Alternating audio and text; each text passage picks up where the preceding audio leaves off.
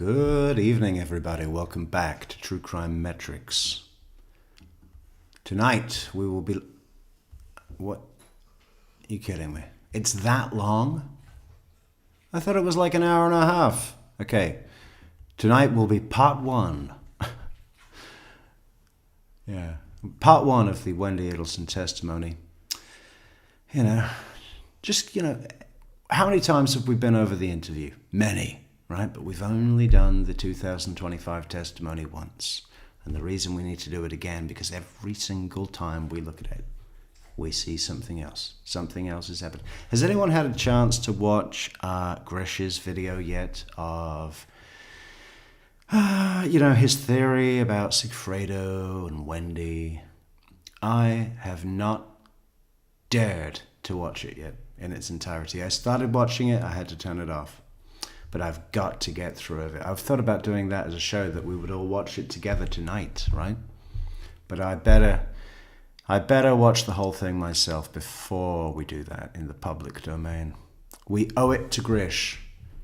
Grish did right by us, and damn it, we're going to see it through. To give it a fair shake, okay?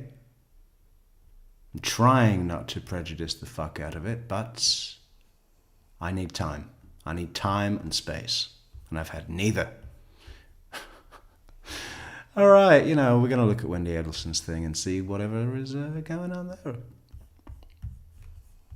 Welcome, everybody in chat, to the two people. We are so late. I love Grish. Tarantina. Absolutely love Grish. I love some of the stuff he does with the effects in his videos. Like, what is that? Is that AI? I love how anything that I don't understand these days, I just blame it on AI. It's AI. And then people say to you, hey, well, what is AI? And you go, well, let me ask on ChatGPT. ChatGPT, what is AI? Who are you? Are you me? Anyway, hello, Angel Baby 39. Thank you so much for the love hearts. Derek, how you doing, man? Good to see you. Hey, Derek, we got a great fucking review, comment. Let me find this for Derek.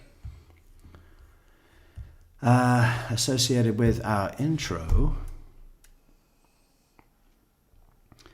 How do we do that? I press the button here. That's what I do.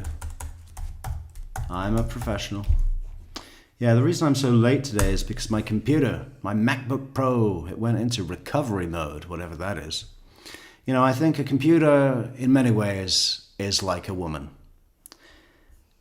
If you don't ask how she is, or if you don't ask it how it is, if you don't touch it for days and just leave it on the counter like a half-finished meal, discarded, they get a little shitty with you, right? Computers. Anyway, this great comment for Derek, we need to find it just before we start the show. Comments. What do you mean there's no fucking comments? We press the comment button. Aha.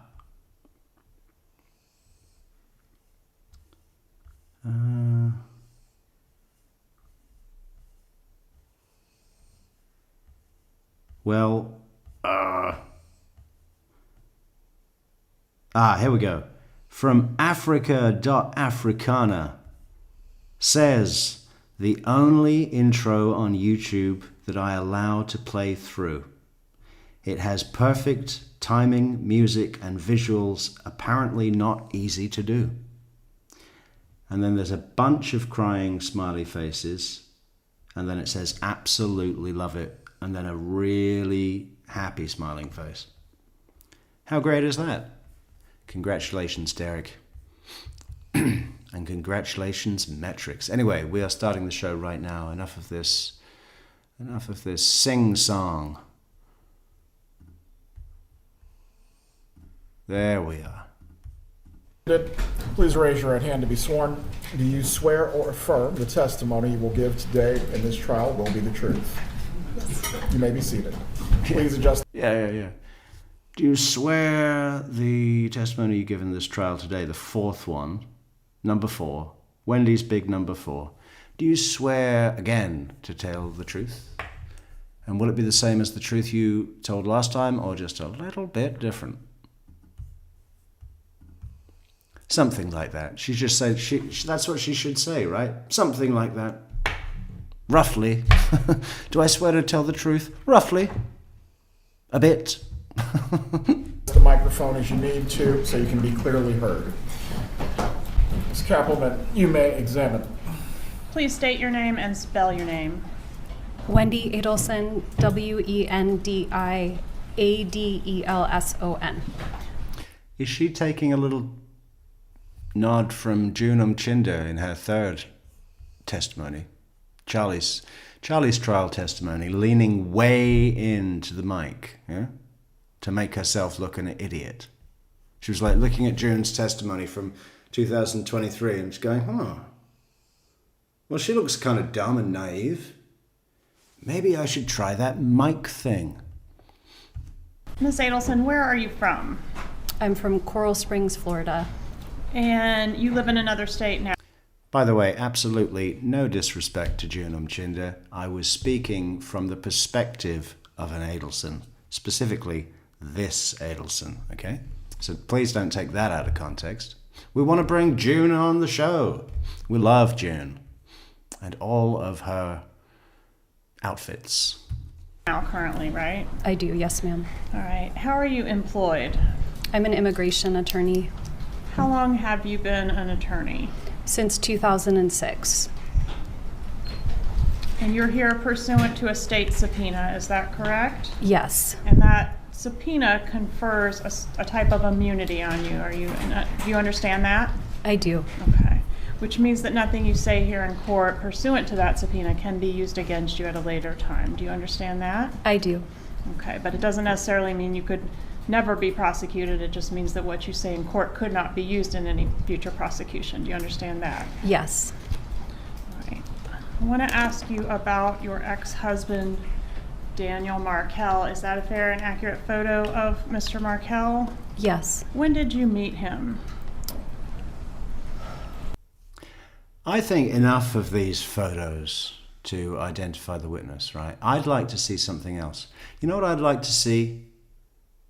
You know, on those like archaeology programs where they'll dig up a site of a Neanderthal, what do you call it? Camp, you know, where they live. And they'll say, yes, here is the bone, here is the jawbone of early man. And then someone in the studio will go back and recreate the head out of clay based on the structure of the bone, the one bone that they found. And they'll say, yes, if this person were alive today, they would look like this. I think we should do that with Professor Markell. You know, it can't be that difficult. I mean, that, you know, that's probably second year student, pottery student, right? You would learn how to create well enough a lifelike replica of a bust of someone's head, right? And you think those fucking guys on the archaeology programs are accurate? There's no way to know. There's no way to prove that they're wrong. They could just be completely making it up, which they are. We met originally online. It must have been the fall of my first year of law school, so 2003. Okay. And when did you marry Mr. Markell? We married in February of 2006. Isn't it funny, you know, this picture that we've come to know and love and respect for years and years and years? Well, it's getting to the point now where, if we're going to keep having these trials, I insist that we update his sense of fashion each trial. You know, different cut shirt. This is 2014 levels of baggy on the shirt, right? No self-respecting professor would wear such a loose-fitting shirt these days. The necktie, that color is so beyond not in season, it's ridiculous. We need to modify the hairstyle slightly, maybe a little longer on top and shorter on the sides. Eyeglasses, update, or just go with contacts. I tell you what, go with bright blue contact lenses. How about that? Even the pose. You see, this is what I'm saying with the clay bust from the archaeology programs. It freezes up for so much, right? But if we need to stick with the photos, I could do this in an hour. I could put him in a better shirt, a more up-to-date tie, different eyeglasses, or just bright blue, baby blues. The haircut might be a little different, and I'm not going to fuck with the posture of his pose.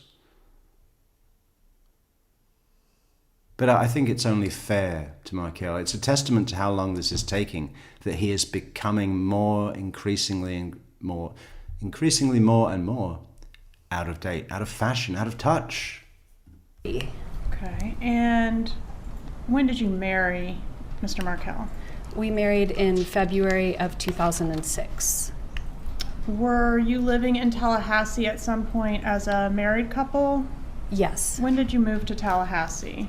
We moved to Tallahassee my final year of law school, so that would have been in the summer of 2005. And we were here from 2005 till 2000 and blah, blah, blah, blah, blah. Michael Kennedy's got an interesting comment. I mean, I think it's meant as a joke, but it is actually interesting, and it gives me an idea.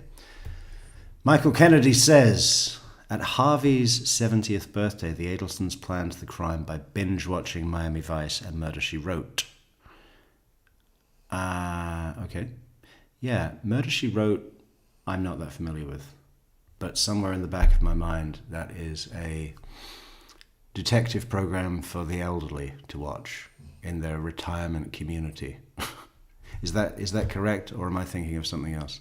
The equivalent in the UK would be Midsummer Murders, with I think it was with David Jason. Anyway, yeah, it was on the channel, the TV channel that only old people watch in the middle of the day because they're asleep at all other points of the day. Well, you know, I think you're onto something here, Michael Kennedy, because especially with Charlie Adelson, the way he describes and acts within his money-moving schemes and plots, right? Tax and this scheme, this grant, this fund, this, you know, the way he talks about the washing machines, the laundry machines in the apartment building that they own and manage. You know, all of the little things. They're all basically directly from The Sopranos, right? Mentioned and discussed in The Sopranos. I see. We know he loves Italian organized crime, right? Fucking going on about that, about John Gotti and Paul Castellano. He obviously watches The Sopranos, and obviously has a little notebook and a little pen next to where he sits and takes notes. He goes, so if we buy those low-income housing plants, and we pretend that we've got the money, but then default on the loan, we'll be able to buy them back at a minimum price, you know. So yeah, it'd be good to go through the entire murder and just identify where and what from they took inspiration. Because it would certainly be from, you know, consumer media. 2006. We spent a year at the University of Miami from 2006 to 2007, and then came back to Tallahassee from... talk jury to me. He's got a new picture. What is it? It's very small. It's blue. Let's check that out in a moment. Jury says, OMG, I seriously feel the same way, Met. Legit had and have the same thoughts on that. Okay, now I need to remember what that was. It was... shit, I forget already. 2007 until 2014. All right, and during the time that you were living here in Tallahassee, Hey, Boss Lady 325, how you doing? Oh, fabulous. I've been stalking you for a while. I see your comments, Boss Lady. Happy to catch you live, and yes, I love Grish too. The man is brilliant. I love it. It's great, great, great entertainment, right? We have to remember that just because he says it doesn't mean it's true. But a lot of what he said has impressed the shit out of me. It's just, you know, my view is that this case is what do people say when they say, you know, it's Christmas come early for people that like to invent stuff. Because there's so much discovery information, there's so many details that you could literally create a work of fiction. Anything, any possible permutation of any scenario that you could imagine that's even mildly associated with this case. And you would be able to find supporting facts to lend you the credibility to support your own view. Which, you know, I gotta go through. I really value his commitment. And he is very well informed about actual facts. I have to give that to him 100%. It's just there's this extra stuff sometimes, which I like. I do like, and I do mean all the best and all the respect in the world. And I think we will look at his video all together. I'm going to watch it the first time with you, out of respect for Grish. I'm going to run it by him and let him know that's my intention. And if he refuses, I'm just going to do it anyway. But if he accepts, it gives me the illusion that I was acting with grace. did you live over on Trescott Drive? For some of the time that we lived here, yes. And when your first child was born, were you residing at the Trescott Drive residence at that point? Yes. Okay. I think I have a photo of that here. Is that the Trescott Drive? Laid up in bed with a head cold, I'll be lurking. Hi, everyone. Head cold, otherwise known as a come down. We know you went to the rave. Do they still call it a rave? I bet they don't call it a rave anymore, do they? Well, they do where I'm from, I think. I haven't been there for fucking 10 years either. Drive residence? Yes.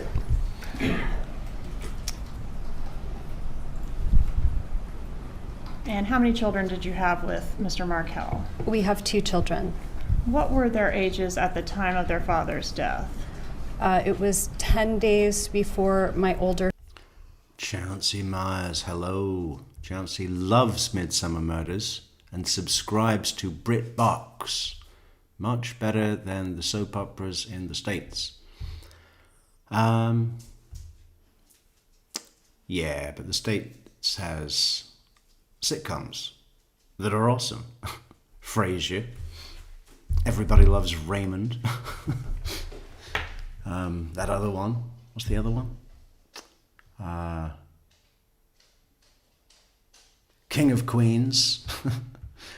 And I just remembered that it's not Midsummer Murders that has David Jason. David Jason is A Touch of Frost. But it's the same exact thing.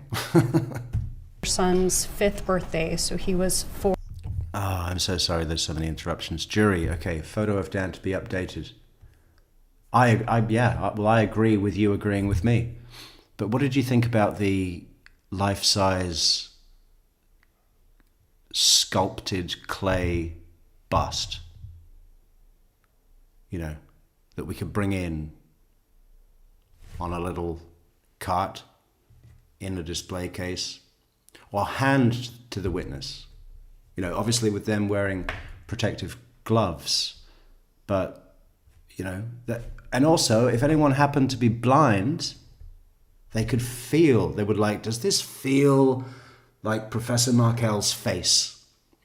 The blind person's, you know, holding a bust of Professor Markel with special gloves. And they go, yeah, that's about right. I remember the nose. 4 turning 5, and our younger son was 3.5. The boys are 14 months apart. And did there come a time when you and Mr.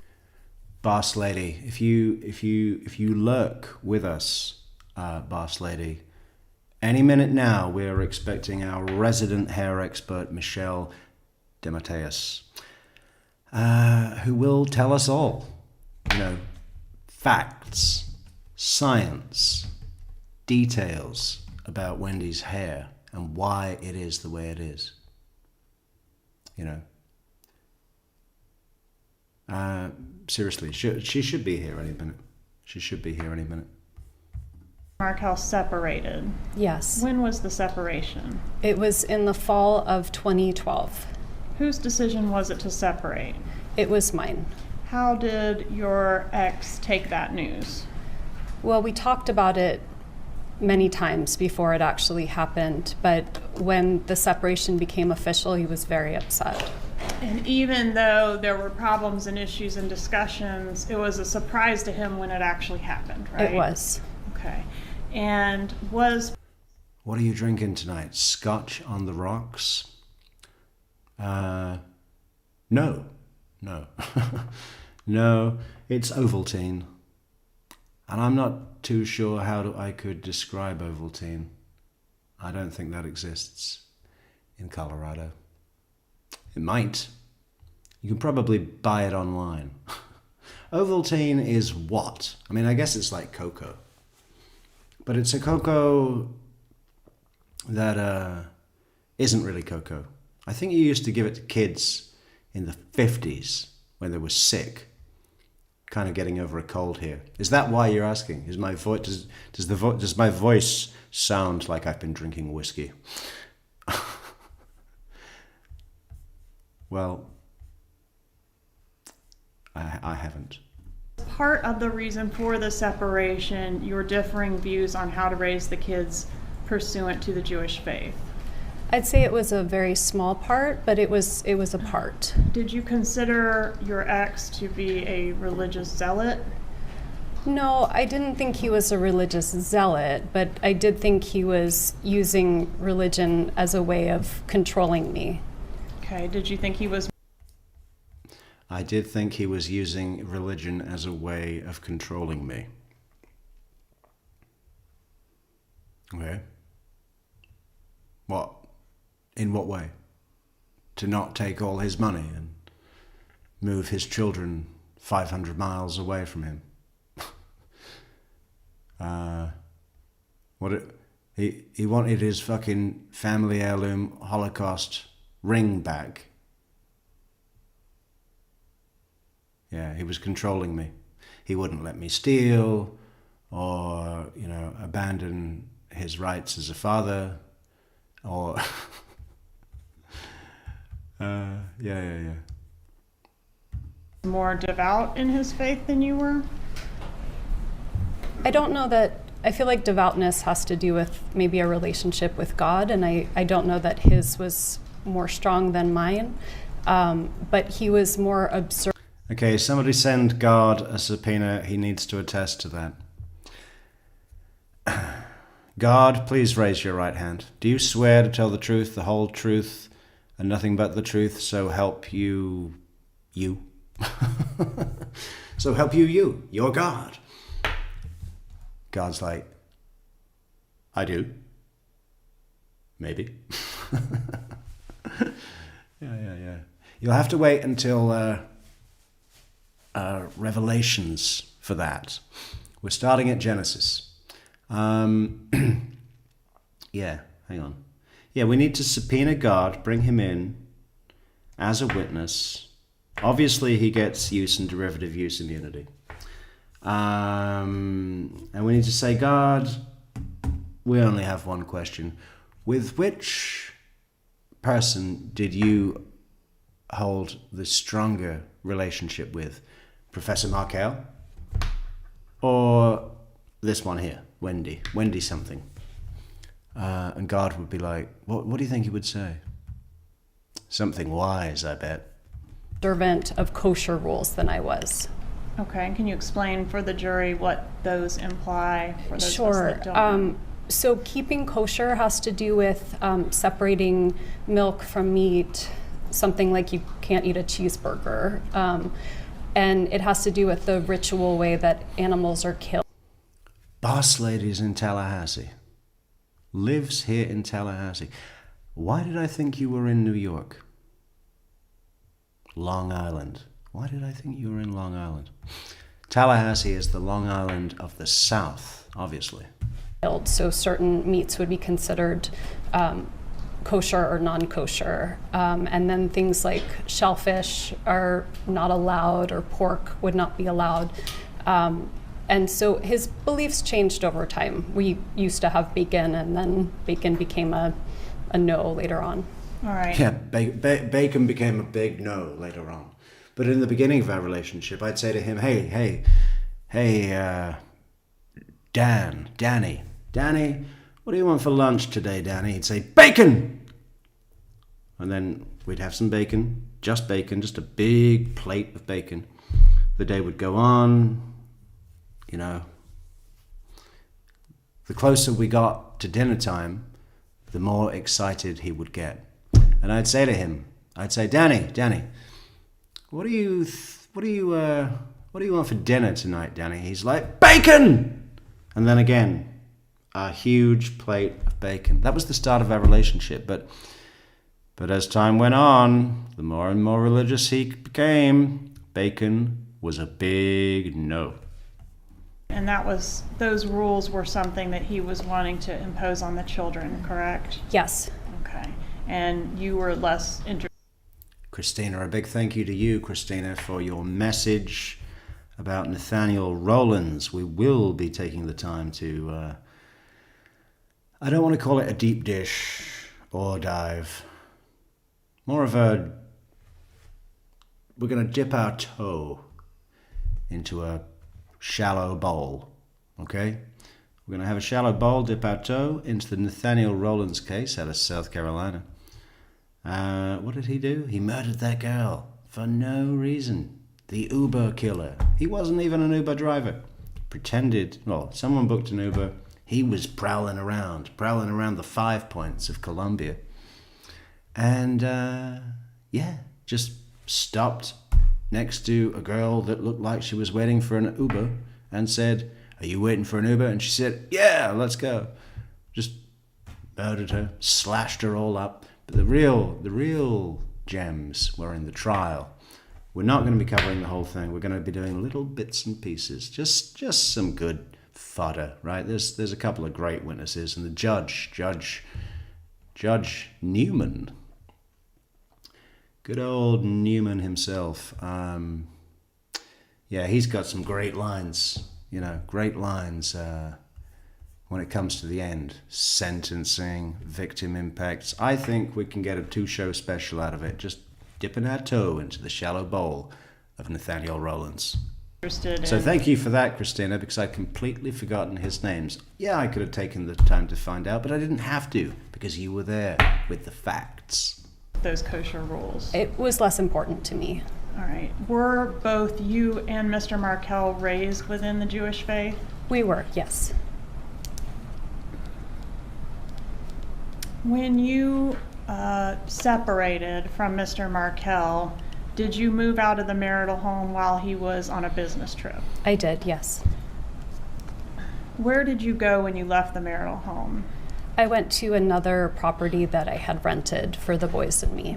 Was that at 3303 Aqua Ridge Way? Yes. Was that located in Leon County? Yes. Okay. What was the custody arrangement broad terms are fine for this time frame during the separation? I think we were just trying to figure out how to make it work. We didn't have any formal custody arrangement at that time. I remember his parents came to town that weekend, and I made sure that he had the boys that weekend. We were just trying to figure out how to make it work until we had something formal. Was the arrangement roughly 50-50 or something else? It would have been roughly 50-50. Okay, and were you mixing it up during the week, or was it a week on, week off situation? It wasn't week on, week off. We didn't settle into that until the first summer, or maybe the second summer. I don't remember. Yeah, it was roughly 50-50, roughly. What does roughly mean? Well, roughly means that I decided when it would be 50-50 at the times most convenient to my own selfish cause. You know, whether I wanted to, trick the courts or hold leverage over big problem Markel, it was roughly 50-50. Like, when I said it should be. That was more of a summer arrangement, but it was 50-50 and definitely a mix during the week. Okay. I'm gonna publish what's been introduced into evidence as State's Exhibit 60. Your petition. Was your mom, Donna Adelson, involved at all in drafting your divorce document? What do we have here?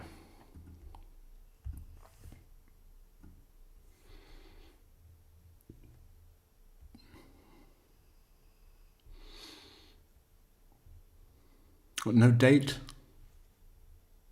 Or is there a date on the stamp? 2012, September 10th. Okay. So, petition for dissolution of marriage, blah, blah, blah, hereinafter referred to as wife, states, action for dissolution, this is an action for dissolution of marriage. Yeah, we got that from the fucking title. Number 2, residence. Wife has been a resident of Florida for more than 6 months prior to filing this petition. Marriage, point 3. The parties were married to each other on February 26, 2006. What does that say? Irretrievably broken. Well, could always be a little bit more broken, like, if one of you got murdered. The marriage between the parties is irretrievably broken. What a fucking pointless document. That's it. The first point is just the title again. The second point says Wendi, who was born in Florida, has been a resident for 6 months. The date of the marriage, and then point 4, irretrievably broken. And then, as an explanation, the marriage between the parties is irretrievably broken. Redundant! I hate it, I hate it, I hate it. Documents. No. Did she ever make any edits to any of the filings that you made pursuant to your divorce? I think she made suggestions, but I had an attorney, a very good attorney, helping me through the process, so she wasn't editing legal documents. Letting those neurolinguistics come through a little bit, aren't you, Wendi? What kind of training have you had this time? I think she had suggestions. Anytime that there's elongated syllables, look into it. Did you ever forward any of your mom's suggestions to your lawyer? I probably did. And when you did that, would you attribute them to your mom, or would you just forward them along without noting whether they were your questions or your mom's questions? I honestly don't remember. Was this a contentious divorce? It was. As part of your divorce, did you file a petition to ask the court for permission to relocate to South Florida? I did. And I think that was your amended petition. Not sure if we can see that very well. Here we go. It says the wife also desires to relocate to South Florida in order to provide a better quality of life for the children by increasing their access to close family and providing more stability and consistency. Who was the...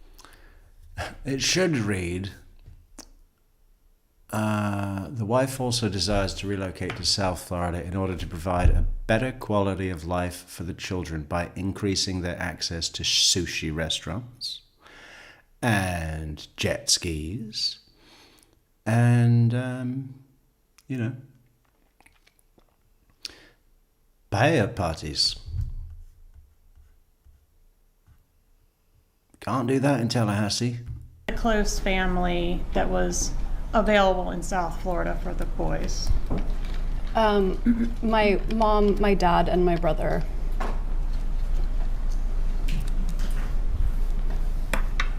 Why did you want to move to South Florida? I had very unstable employment in Tallahassee. I was... Boss lady says, too much Botox, plus she does not look healthy to me. The thickness in her neck, not normal. It's normal for a fucking chronic alcoholic. It's normal for someone that drinks 3 bottles of wine a day to themselves. Yeah, it's totally normal. I had a wonderful job, but it was on grant money, so year to year I never knew if I would still have my job. I had a job offer that was very good in South Florida, and the assumption was that Danny was always going to be at a different school, a better school. He used to joke that he would take 1 bar exam for every 2 bar exams that I had to take while we moved around the country, and so it seemed like a way of having stability while he was... See how he put me down? See how he kept his foot on my neck? climbing up the law professor ladder to be ultimately at Harvard or Yale. Climbing up the law professor ladder. I'm imagining that in my mind as an actual, literal, physical thing. And golly, that sounds boring. Was relocation important to you? It was, in terms of having a safe and stable place for my kids. Did you consider having to live here in Tallahassee, being stuck? Yeah, boss lady's got it right. No, he absolutely never ate bacon. I am Jewish. We do not eat any type of pork products or shellfish. Not to mention, when Benjamin was born, the firstborn, Professor Markel's proud post on Facebook was something to the effect of, it was a picture of the baby boy, the brand new baby boy that was asleep. And Professor Markel's comment was something about him, the baby, dreaming of whitefish salad. Now, are you going to tell me that anybody that's not Jewish would ever eat whitefish salad? Let alone talk about it in public.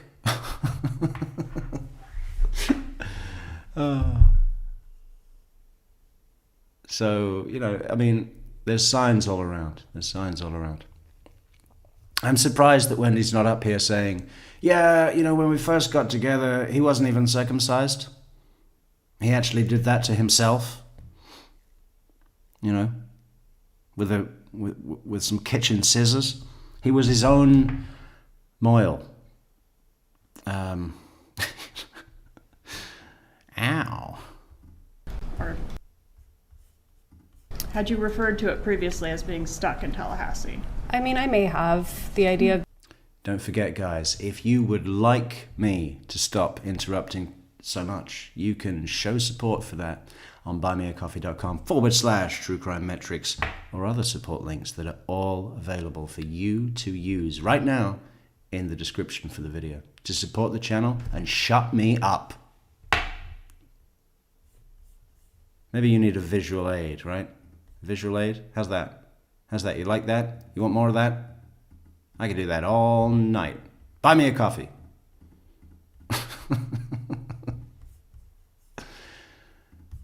Being stuck is if you don't have permission to live anywhere you want to live. But I had a nice quality of life here. Did you consider the worst case scenario to be that you would end up stuck here in Tallahassee if your petition was denied?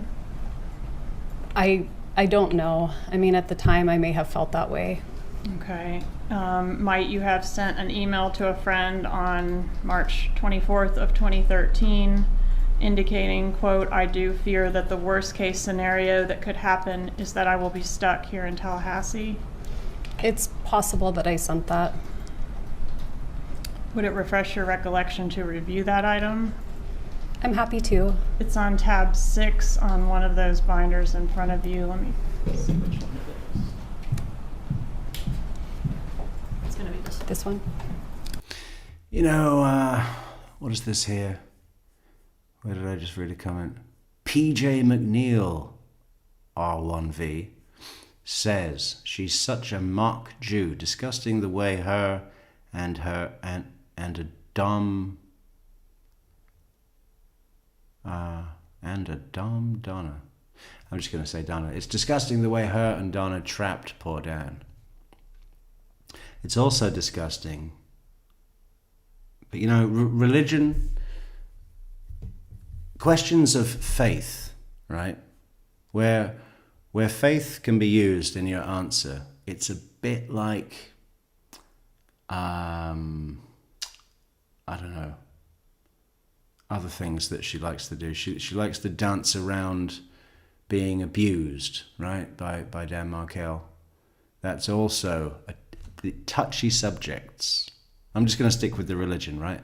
When it's a question of faith, when you can involve faith in your lying bullshit answer, it's a little bit difficult for people to argue against, right? It's like if they argue against faith, they can be called a bigot. Race is similar as well, right? Race arguments, unless you're Charlie fucking Kirk, are touchy enough that, you know, they almost become unwinnable in a way. Maybe not anymore, but I don't. You know what I'm saying?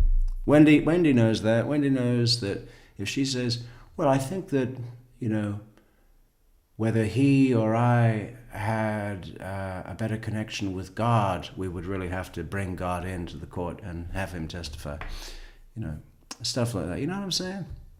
It's a tactic, and it's not what might be thought of as the more obvious thing to make her look, well, virtuous, because that's not going to happen.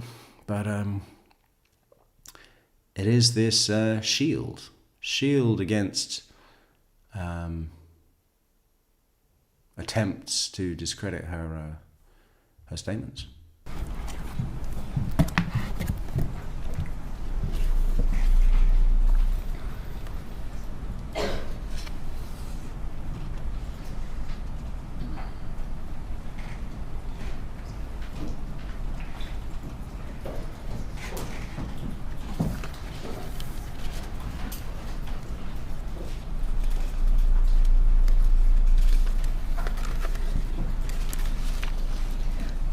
I see it's highlighted, so yes. Okay, and did you also email a friend around the same time frame regarding life in Tallahassee couldn't compare to the life that you would be able to enjoy in South Florida with your brother Charlie and his boat and pool and hot tub and things like that? It's certainly possible. All right, that's on tab 7. Please refresh your recollection.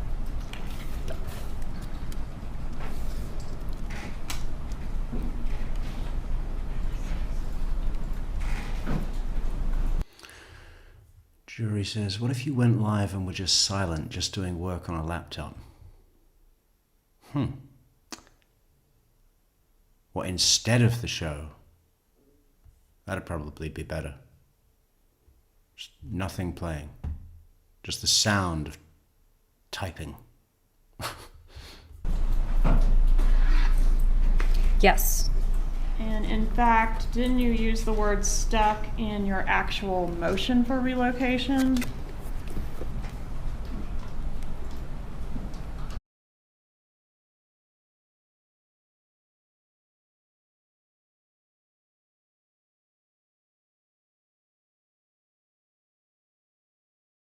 Was pending? Yes. Okay. And do you see your mother in the courtroom here today? Yes. Could you please point her out and describe what she's wearing? My mom is on right.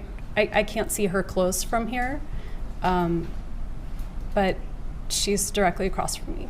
All right. Is she wearing a headset on her head? Yes, ma'am. All right. Let the record reflect the witness has identified the defendant. The record will reflect. Your mom didn't want you to be stuck in Tallahassee either, did she? She did not. She wanted the best for you, right? She saw the best for me as not being in Tallahassee. Yes. That's right. She referred to being in Tallahassee that you were a hostage and a prisoner, right? Yes, she did.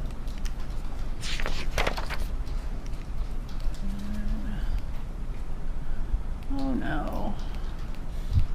Clickergate continues.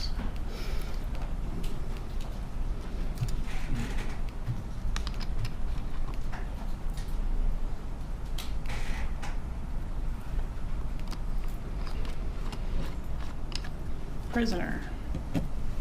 Close enough.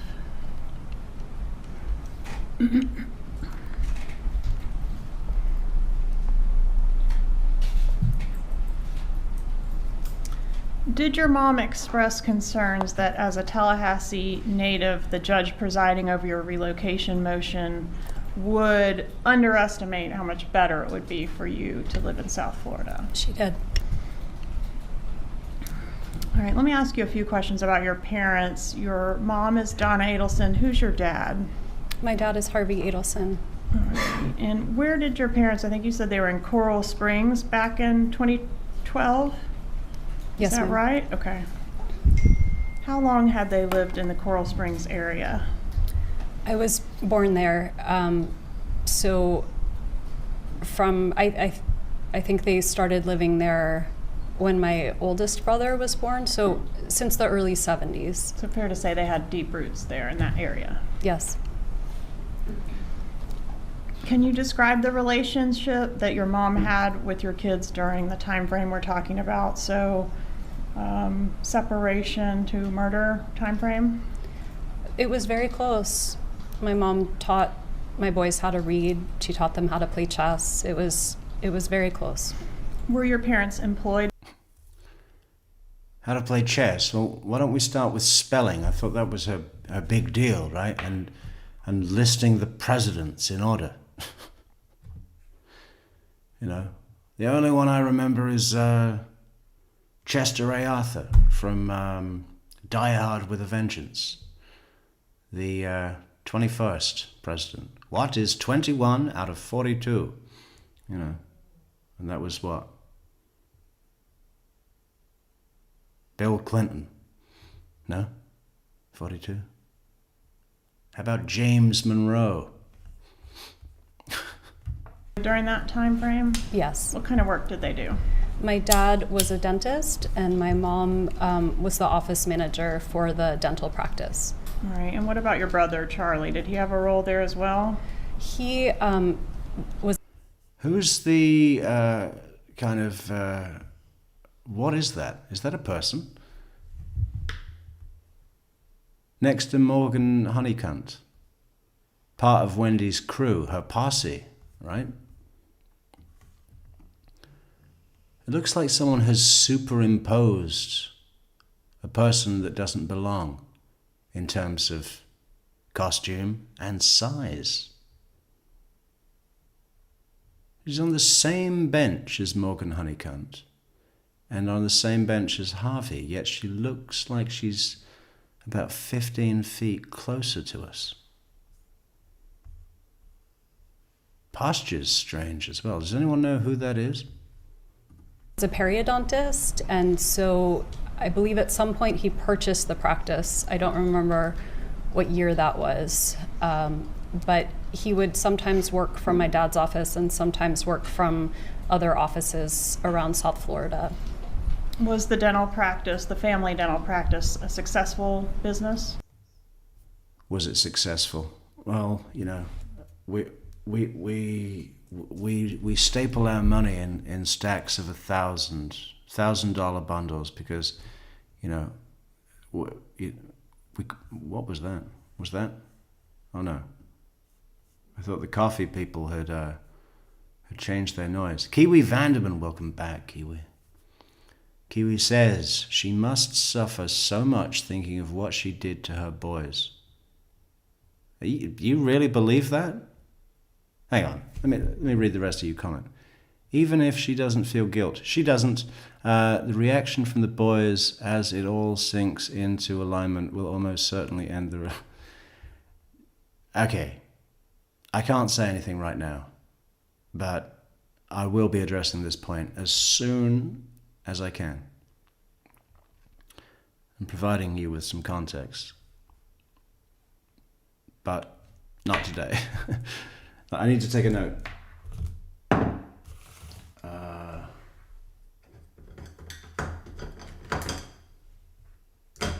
Where's the pen? That doesn't work.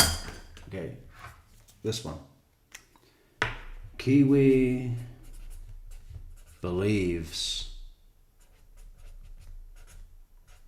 Wendi can feel brackets prove wrong ASAP. Coming soon, coming soon, coming soon. Subscribe to the channel, like, share, leave a comment, support the channel on buymeacoffee.com/True Crime Metrix. I believe it was. My family never discussed money or finances with me, but I believe it was doing well. Did you discuss your marital problems and resulting legal issues with you? Yeah, I believe it was doing well. How do you know that? Well, they bought all my shit. You know, I had $350,000 that I stole from the Schwab accounts, but, you know, they still bought all my shit. So I believe it was doing well. They seemed to have plenty of money. Your mom. I Talked did. about relocation, but in general, you did talk about your woes with your mom. I did. Okay. And I think you said you did send many of your divorce pleadings to her. Is that right? I did. What about your dad? What was his role in reference to your divorce pleadings? I don't remember exactly. My parents have a shared email, so when I send an email to one of them, I would send it. It was being sent to both, but I don't know who was reading what or at what time. Is it fair to say they were both welcome to read whatever you sent to that email address? Yes. And both welcome to reply as well? Yes. Who would reply more frequently, your mom or your dad, to those My mom types? would reply more frequently. Okay. Who took more of an interest in the day-to-day ins and outs of your litigation? Probably my mom. Okay. Is your mom overprotective of you? Yes. Is your mom an emotional person? Yes. What about your dad? Is he emotional as well? I think so. Okay, did you previously say he was more of a straight shooter and mom was more emotional? I think so, but I think women tend to be more emotional and men tend to be less emotional. Okay. Before you continue, Ms. Kaplan, I am going to admit State 60JJ at this time. Is there any objection the defense wishes to raise? Yes, Your Honor. Same objection. The court admits it over objection. For the record, you may continue. And I think that's the same exhibit that's in State 64AA, Judge. It's not necessary to have duplicates, but because of the way the evidence came out in this trial, that is present in State 64 as well. States 64AA is admitted. As far as the final record, if you wish to remove one, you may, but both are admitted for the record. Thank you, Judge. All right, is it fair to say that your mom, the defendant, is a controlling person? I don't think my mom is a controlling person. Did you say at one time back in 2013 that your mom operates with emotional subterfuge? I may have said that. Would you like to refresh your memory? I can. It's tab 45 in the binder in front of you.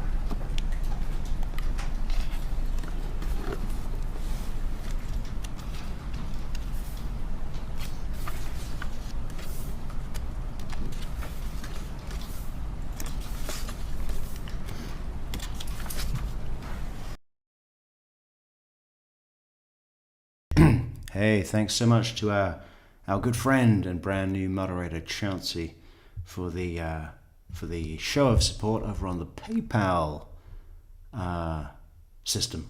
We do appreciate that, Chauncey. I'm not seeing it. Is it highlighted or is it just in the, it's a long, oh. No. Copyright. It's in the first paragraph on page 3.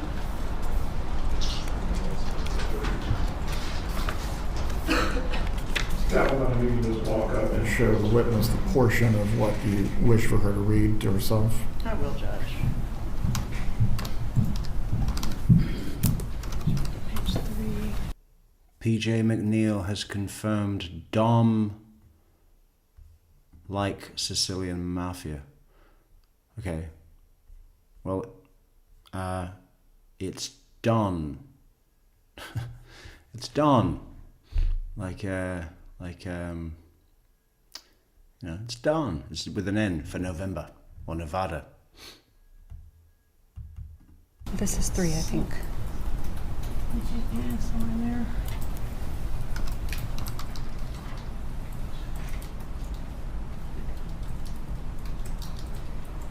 Let me get the other copy. Sorry, I've lost it again. Let me get the other copy.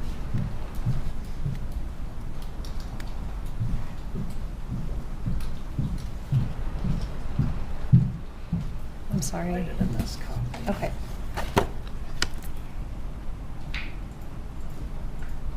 Okay. Yeah, Boss Lady's reply to Kiwi Vanderman had done half my job for me. Thank you, Boss Lady. Boss Lady says, I have to disagree, unfortunately. I don't think Wendi feels anything at all. Absolutely correct. I believe she has spun a web of lies. She has told her boys since he was murdered. Yeah. Wendi doesn't feel anything at all. That's written on the wall in blood. But here's the kicker. The boys don't care.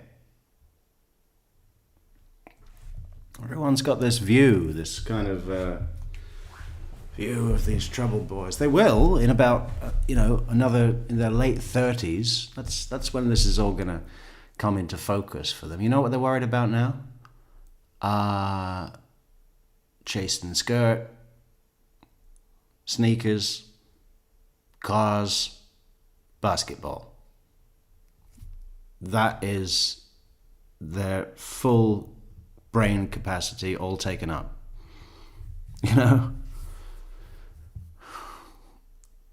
That's it.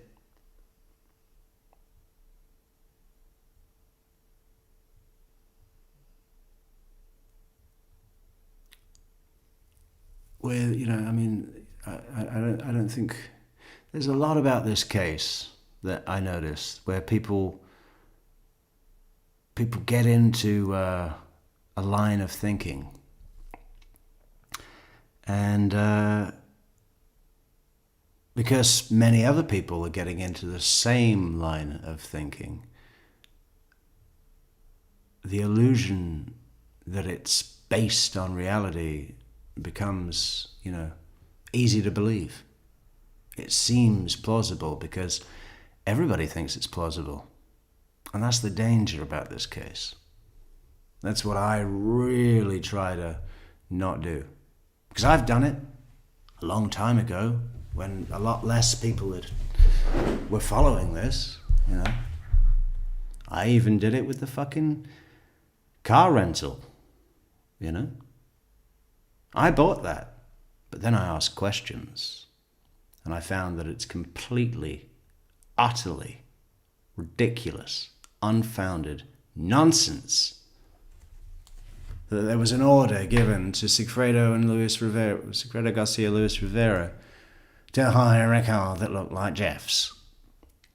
Didn't happen. Not one shred of evidence beyond an opinion from Jeff Lacasse that the 2008? I think it was 2008 Prius. Might have been 2010. I think it was 2008. Doesn't matter. That wouldn't change anything. Neither of them look anything like a 2004 Nissan Sentra at all. Now, here's a funny bit of fucking trivia for you, right? People are going to love this. I was watching a police dash cam video of a car chase just the other day. And you know what those videos are like. And I wasn't really paying attention anyway, but the suspect that was being chased by police on the highway, freeway, whatever, interstate. I thought, what is that car there? Is that a Toyota Prius? And it wasn't. Do you know what it was? It was a fucking Nissan Sentra. But from 2024, which marginally does look more like a Prius than a 2004 Nissan Sentra ever did, right? Big difference. It seems to have gravitated towards a design salute to Toyota Prius. That's irrelevant because we're not dealing with a 2024 Nissan Sentra at any point. I just thought it was funny that I ended up confusing those two cars of much later models, okay? Underline it.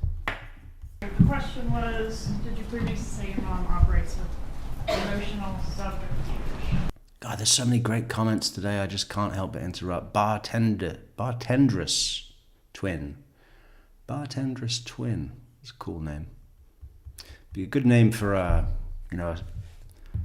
one-act play, a warm-up play, the intro play, a matinee. Anyway, Bartendress Twin says, Hot Pants Wendi did not like that Dan moved on. Exactly. That was a big thing, right? Not only did he move on, if Professor Markel had moved on and started dating a overweight minority workforce Burger King employee that regularly did double shifts, came home sweaty and covered in burger oil, smelling like ketchup packets,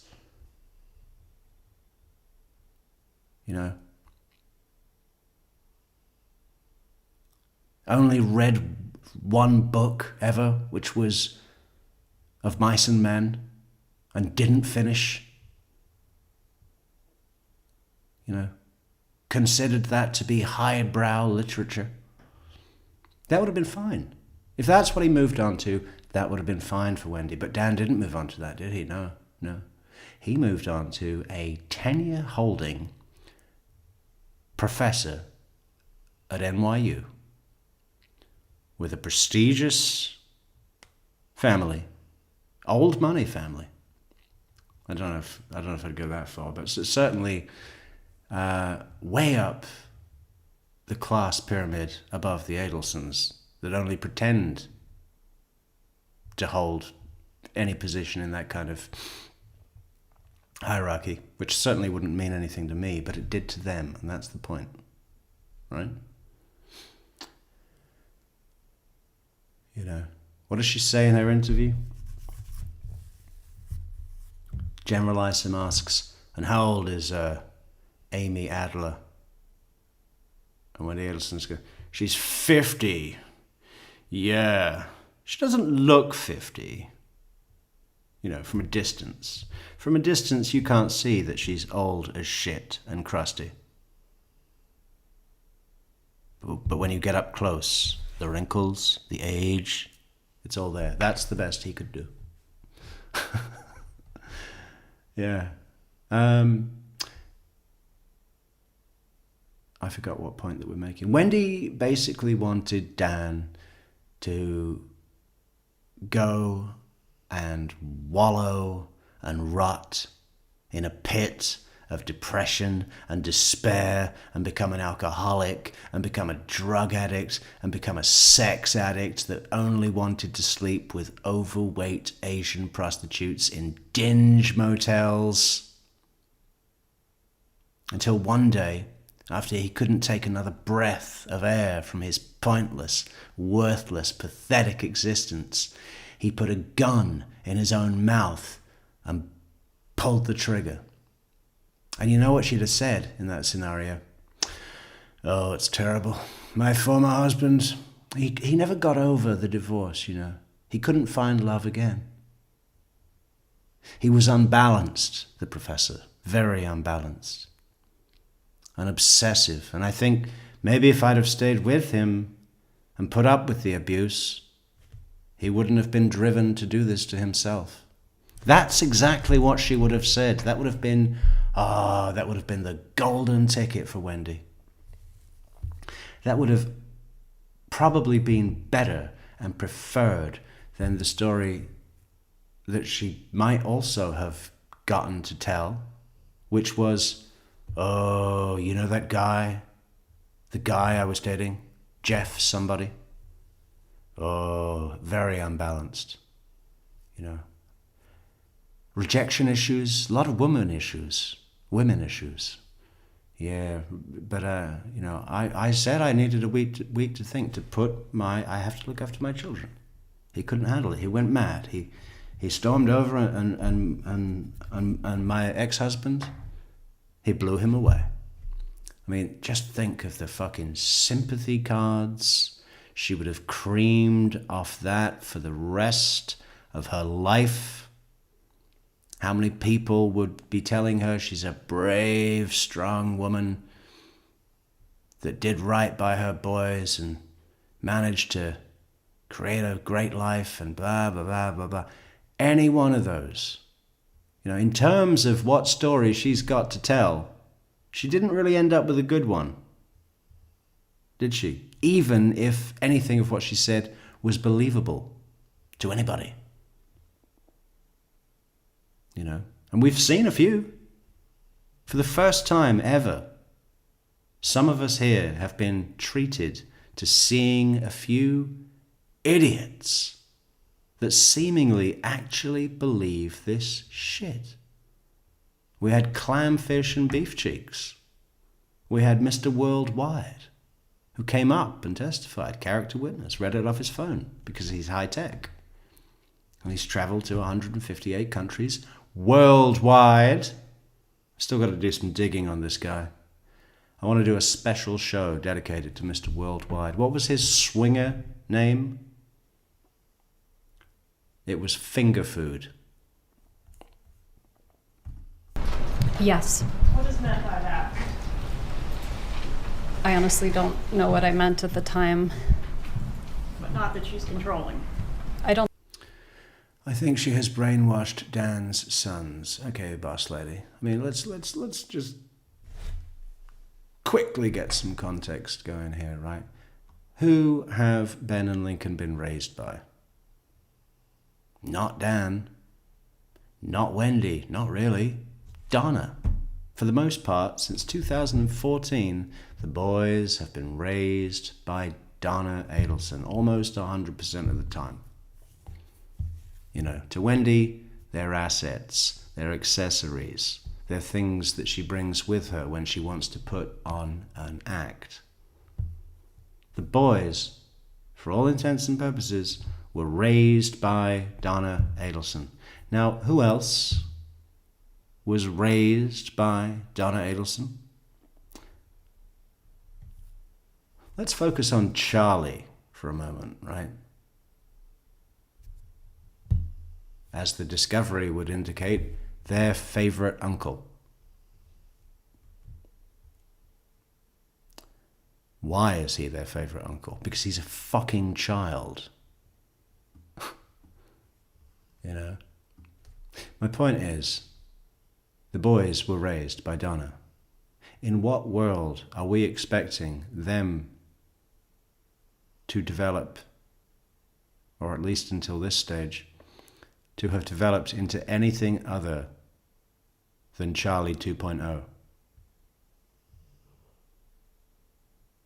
People hold on to this thing that the boys have, clinging on to a sense that everyone's been lying to them and they're being kept prisoner. It's not true. It's not the case. I'm going to have to... this is a top priority for tomorrow. I'm just going to have to do it straight away in the morning. We're already in the morning. I'm going to have to do it straight away in the morning, and maybe I'm just going to put it out as a short thing. But I need to back it up with some facts. True facts. Evidence. I don't think that's what I meant. Did Dan Markel have a hard time understanding some of your mom's behaviors? I don't remember that. Well, did she think you incapable of driving to South Florida by yourself with the kids? This is back when they were little. Yeah, I don't think she thought I was incapable, but I was breastfeeding and it was helpful to have someone with me. So what was her practice to avoid you having to do that? One of my parents would come with me for the long drive. So they would rent a car, come up here, ride back with you, and then follow the same procedure to get you home. They would drive with me if I was down there, back up, and then rent a car to come home. And did that procedure occur the week before the murder? There was a visit the week before the murder, correct? I think it was 2 weeks before. Okay. And on that trip, is that how it was handled, where they rented a car and came up to get you? Yes. Okay. Did your dad think that was necessary, or was that a mom thing? No, my dad probably thought it was more necessary. Okay. And did your dad make a practice of supporting whatever your mom wanted? Is that kind of the general rule? Yeah. Was she the dominant? Translation. And was your dad like a little bitch? Your mother's bitch? So your dad was just a little bitch boy sort of thing? Force in the household? I mean, I think my dad had more of a quiet strength, so it's hard to say who was a dominant force. I think they were both equally strong in their parenting. Okay, did you previously describe this back in 2013 that your mom was the dominant force in the household? If you need to refresh, it's tab 97. Okay.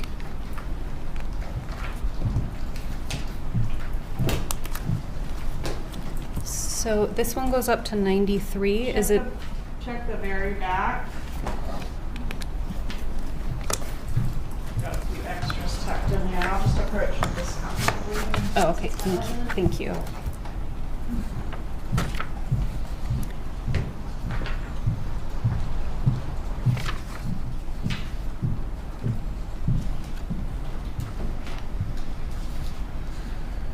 Yes. You did say mom was the dominant force in the household. Yes. Did your mom ever try to micromanage your life? Yes. Your career? I don't know about my career. Your career. What career would that be?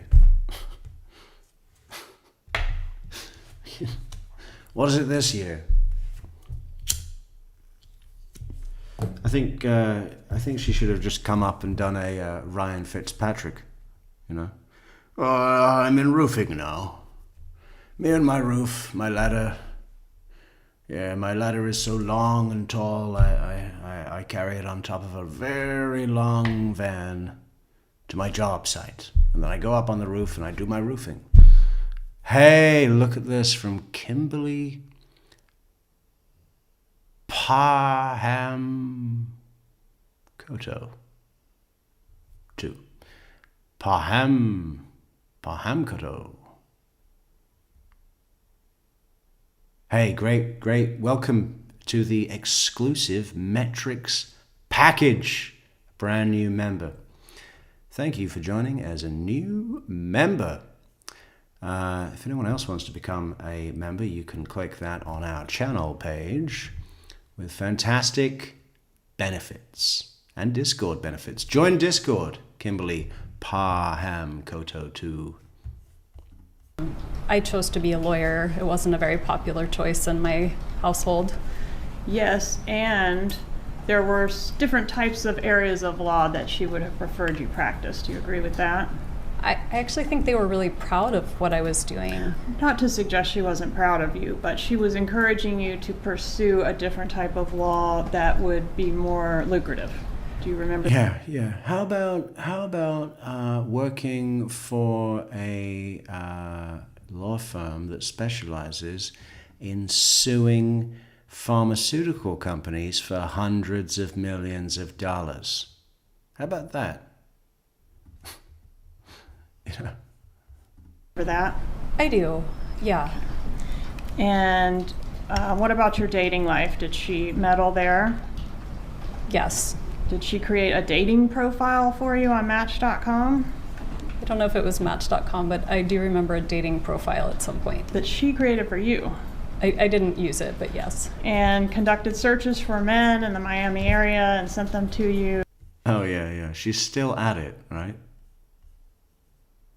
But what? Because it went so well the first time, Donna. I think George is about to read out the list of the men that she's been researching on the dating apps. Why didn't she just go on a date herself? Talk to Harvey, discuss the idea of opening up your marriage. You've already got those parties that you go to with your what is it called? Your dining, what was it called? Gourmet club. We all know what that means. We've been over it enough times already. If she's so into dating apps, just go out there, experiment.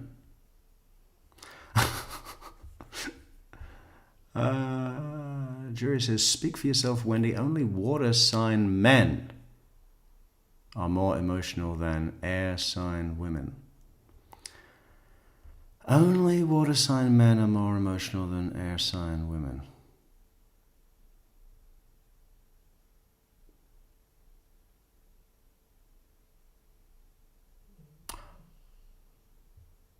Did I miss something? Donna's an air sign woman. Wendy's a...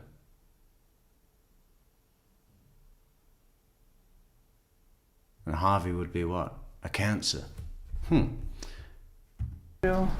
think this was when I was living in DC, maybe. Okay, let's go forward a little bit here. See you later, boss lady. Have a great day at work. Come back again soon. And great to have you on the live. Welcome. Sorry, we'll get there. Oh, no. Okay, really got to get that Mythbuster episode out soon, haven't I? So we can help people like Mixed Green Alien.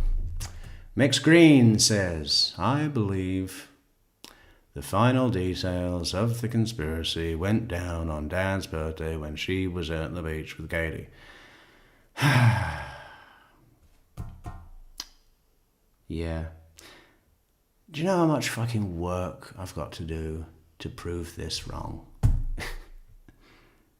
When I really don't feel like I should need to, it should be fucking obvious, right? But it's not. And for many, not just you, Mixed Green, for others too. And you all need help.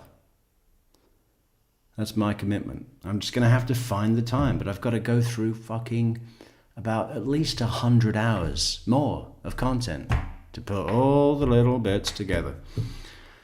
And then I've got fucking Grish in my left ear talking about Sigfredo fucking Wendi. I think that's his deal. Are you nuts? You know, slightly less unbelievable is the idea that Katie and Wendi had anything to do with each other whatsoever, which they didn't. I've heard so many interesting and weak arguments to make this case that it's now fallen upon me to go into the files, to go into the content, and bring it all home to everybody. I don't know how this is going to work. There's a bunch of these we've got to do. The Mythbuster episodes, Adelson Mythbusters. Keep your eye out for that on our channel page. And yeah, it's just amazing. But, you know, it's all good, big screen. You know, we will all realize the same thing one day. That's why they call it the truth.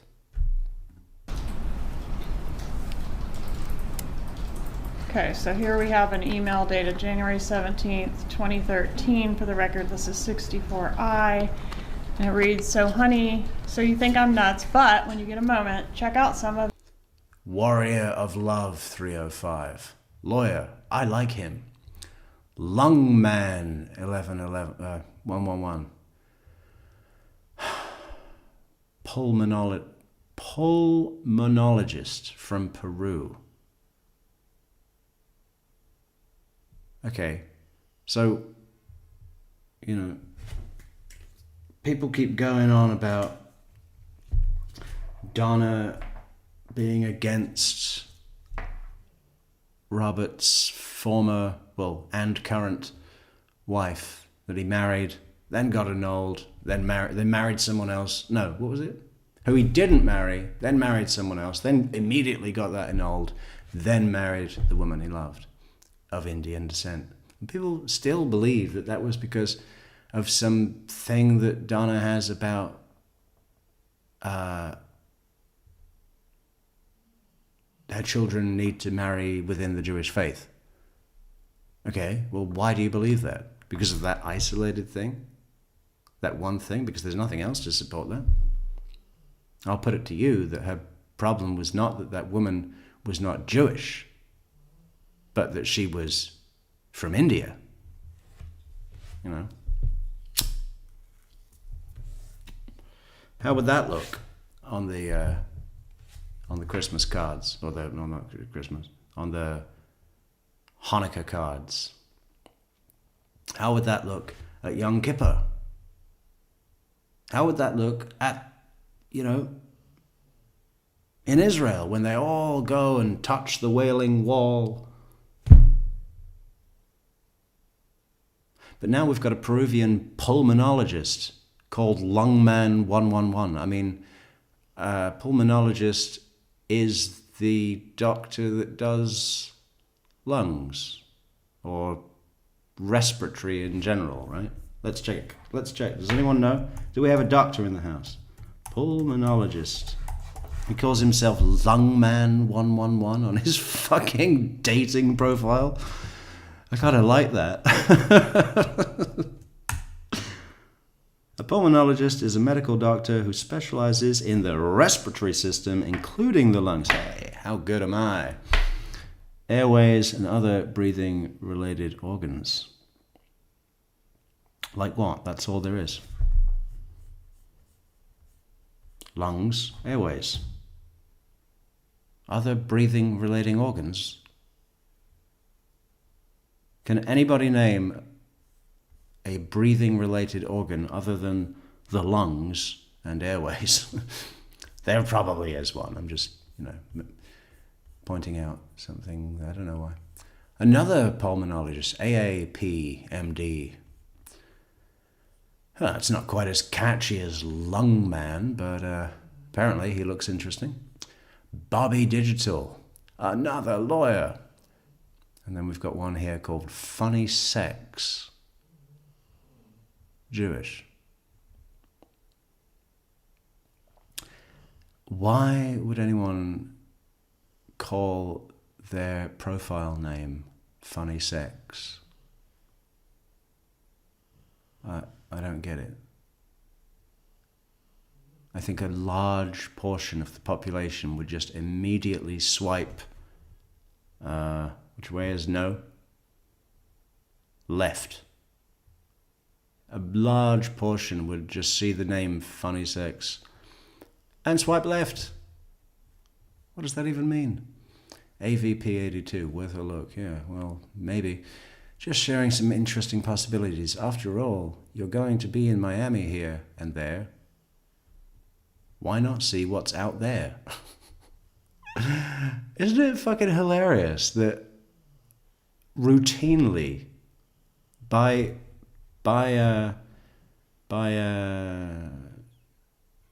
not just routinely, but what do you say when it's every time? By default, whatever, I don't know. Every email that we read written by an Adelson has these fucking clumsy linguistic things that nobody in their right mind that's ever read a single book would ever do. Just sharing some interesting possibilities. After all, you're going to be in Miami here and there. Why not see what's out there? Or here and there. Where? Miami there. I don't like it. Give it a look at least. For me, go and give it yourself a look. You could set up a date with Lungman, and then you could go and see Warrior of Love 305. A brunch, and then a late lunch. Love you, comma, Mom. There's no comma on a valediction. Of these whom I've pre-screened for you. And these are guys in Miami, right? After all, you're going to be in Miami here and there. Why not see who's out there, right?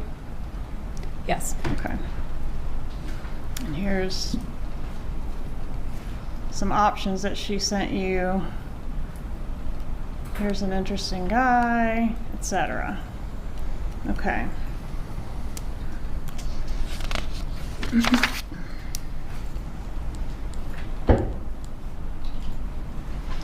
Did you ever feel like your mom was walking all over you? I don't remember feeling that way. Okay, what about specifically regarding this divorce? I don't. I mean, I had a really good attorney, and Roberta Redacted F says, I hope the boys aren't seeing all this unfold like we are.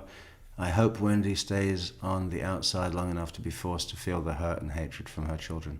Listen, there is no best case scenario here. The best case scenario is that she is locked away. That's as good as we're going to get. There is no hope for any contrition, regret, remorse. Forget it. It's not coming. Wendi is not a normal range person. She's not even a normal range abnormal person. She's way outside of probably anything that anybody has ever met in the flesh. She's that far removed from any sense of morality,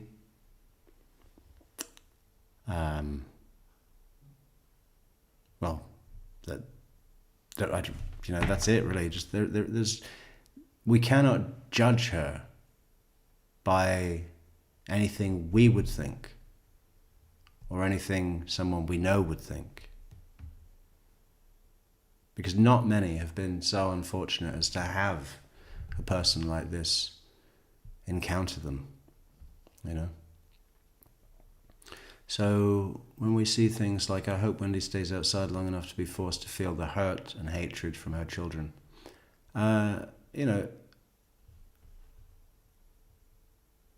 say that she is. Say the boys came to her and said, we know what you did, you killed our dad, and we hate you, and you're so bad, and you need to die, and you need to go to jail. You know, that doesn't conjure any feeling whatsoever within Wendi. It will be the same line. It will be, now the corrupt fucking Tallahassee tainted jury pool have convinced my children of this rubbish, you know. And the same when she's rendered a life sentence. She will live that life sentence in full martyrdom. Zero regret, zero feeling. It's not in the post. And I was making the decisions I wanted to make. Okay. And did you, back in April of 2013, tell a friend that you were trying to find a way to coexist with your mom that didn't feel like she was trampling your autonomy? I'm sure I said that in 2013. How did your mom feel about Dan Markel in this time frame, 2012 to 2016? And I think I think a lot changed between 2012 and 2016. Wendi is more dangerous than Donna. I absolutely agree. She's at least more off her rocker than Zdana. I agree. Absolutely. So I think her feelings about him changed over time. Okay, and what about in 2016? Did she hate Dan Markel? No, not in 2016. What about 2014? Did she hate him then? No. Did you say do you remember giving a law enforcement interview in reference to this case? Yes, I remember. That was the same day that Mr. Markel was shot, correct? Yes. Okay, and did you say in that interview, for court and counsel, I'm referring to page 288, lines 24 through 289, line 1. Uh-oh. We've got some, what do we call it? We've got some,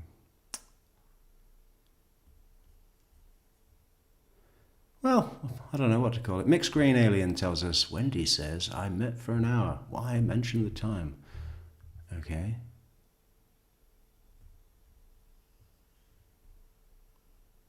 What do you mean? I suppose what you mean, I suppose what you think that shows is that Wendi is minimizing the time spent with Katie at the beach so that it looks like it's not possible that she was planning the murder with her, right? Yeah. Okay.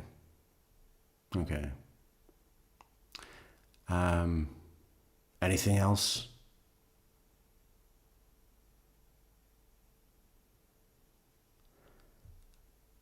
You know, this is post arrest.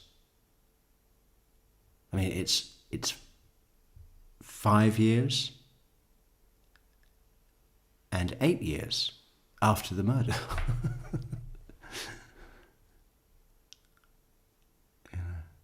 I don't know if I should say the whole thing now or, I think if I say the whole thing now without my supporting materials,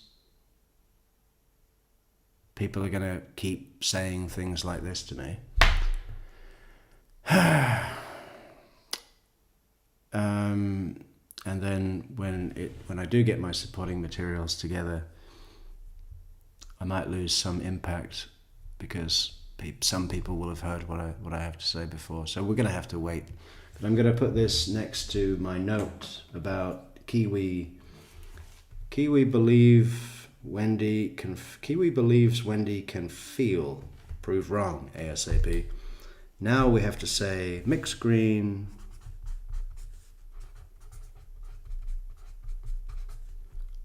alien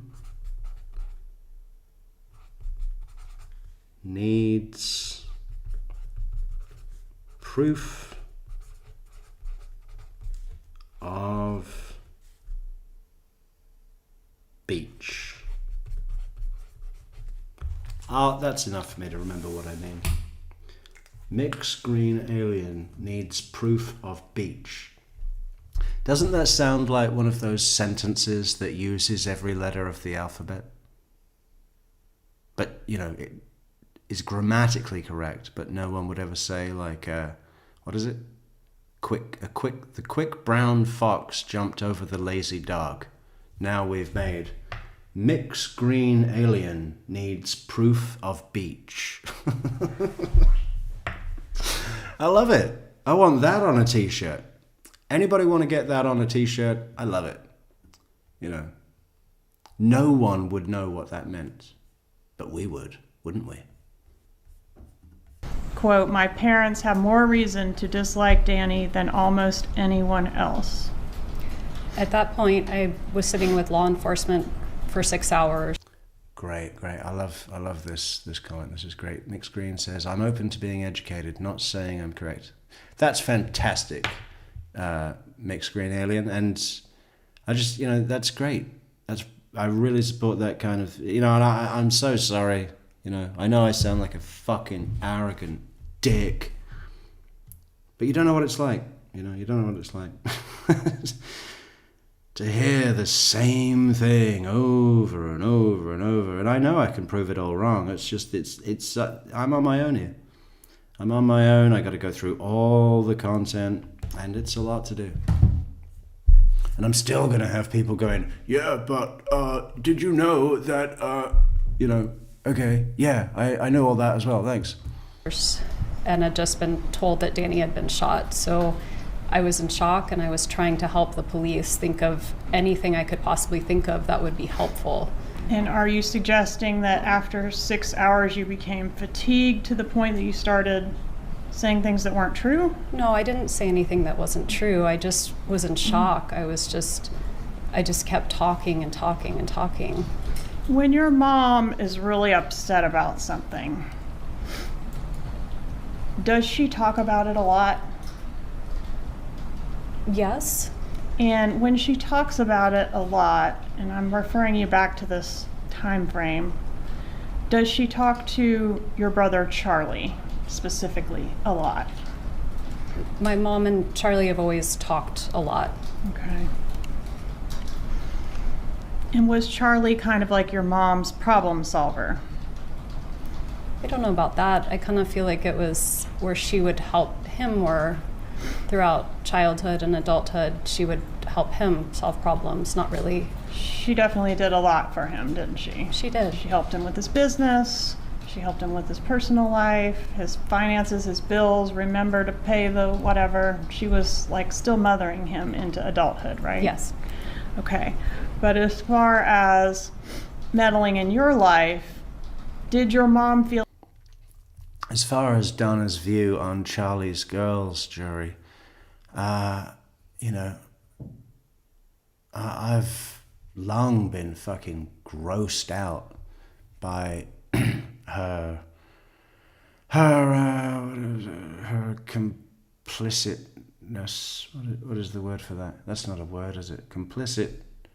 I've been grossed out about how complicit she is with the kind of arrangements that Charlie had going on. I mean, it's almost like she's some kind of like his pimp or something, you know? Like arranging women, not even women, arranging toys that he can fuck and use and shit on and send away. You know? No guidance, you know. Just total complicitness. Somebody tell me what the word is that I'm trying to think of but can't for complicitness.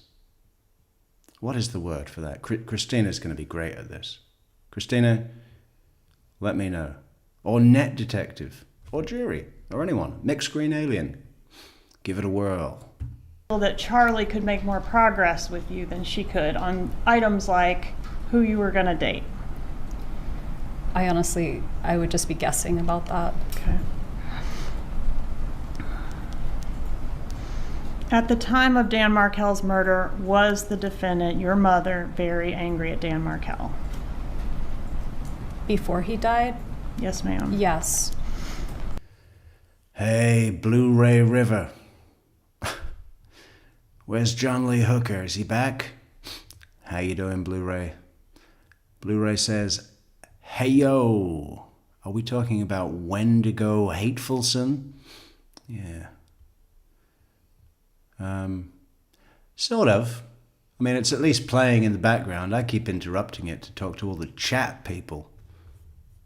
But, you know, it's definitely part of the furniture. And you hated him too, right? At certain points, I was very frustrated with him. Did you refer to him as an STD? I don't remember saying that. Tab 5.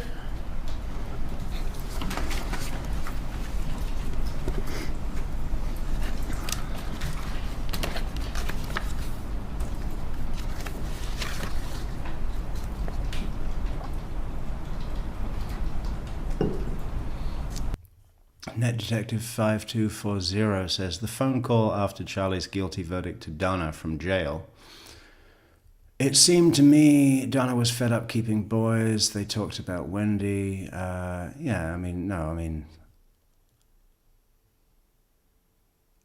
assume you're talking about the part where, during the hot mic conversation, where Donna is saying to her friends, oh, we've been really good nannies, but now they can take care of themselves and you don't need us anymore.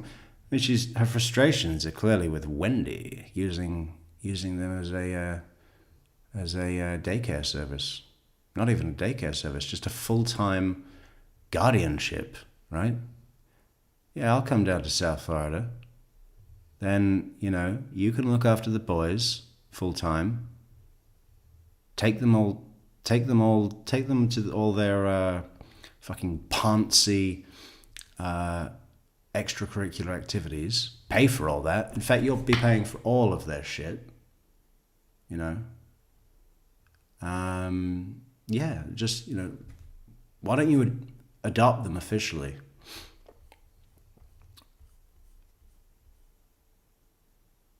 Donna's frustrations were squarely with Wendi. It looks like I made that analogy. Danny is an STD. One wrong mistake, marrying him, and this will never go away. Complicity. Thank you, Blue River. Complicity. I guess that's, yeah. Complicity. Complicitness. Complicity.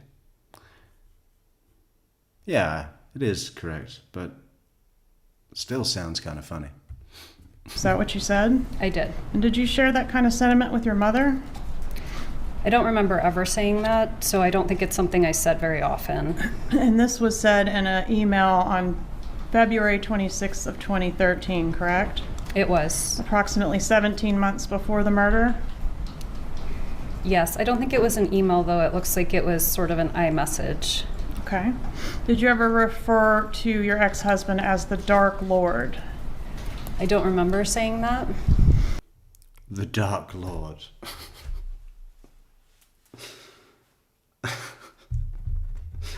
I mean,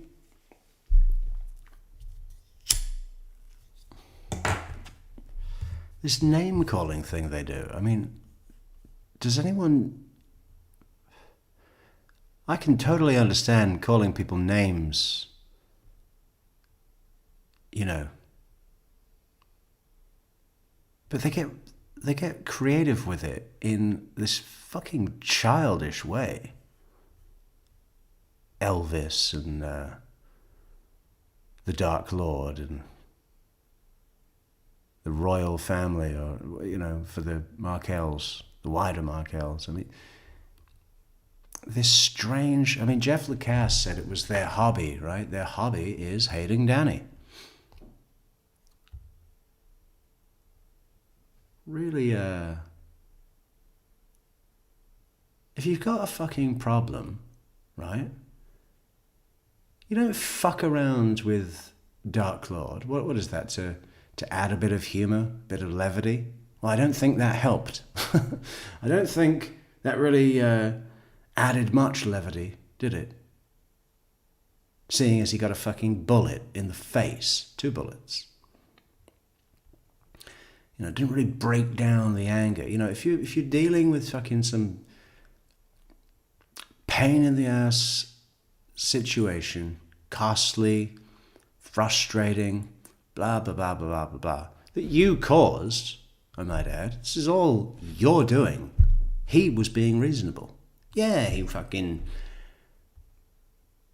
was shocked out of his very soul when you did this Pearl Harbor attack, when you did this Visigoth-like sacking of the marital home. Yeah, he begged for you to come back. He fell into a depression. He would show up at Red Eye Coffee with a bouquet of flowers and fall to his knees. Don't break up our family, please. I mean, that's got to be embarrassing, huh? You know? You see, it doesn't matter how smart you are, right? It doesn't matter how many law degrees, how many Harvard, Oxford, Hebrew University, blah, blah, blah, blah, blah. Doesn't matter. You can still fall victim to this stupid shit. I'm glad that I'm past that now. I'm glad that I've just become jaded and untrusting and a cynic, a constant cynic. Yeah, at least I'm safe now.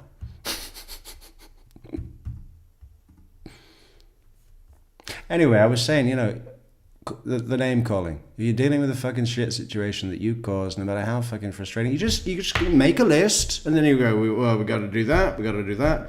We're sure about that, we don't know about that, so what do we think? And you keep doing that, and then you work down the list, right? That's what you do. And yeah, if you get really mad about it, you go, that motherfucker, that fucking toxic Markel, toxic law professor. Just, it doesn't do anyone any service to do what they were doing at all. But I certainly might have. And it comes across as incredibly childish, the Dark Lord. What is that a thing in Harry Potter? Is that the Voldemort guy? Did you refer to your ex-husband as Gibbers? I did. What is the meaning of Gibbers? Gibbers was just a silly name that a friend helped me come up with to basically make him feel less scary. It was nonsense. Did it reference Jew in boots? That I don't remember. It wasn't a friendly name, right? It was a silly name. Did you ever say that you hated Dan Markel?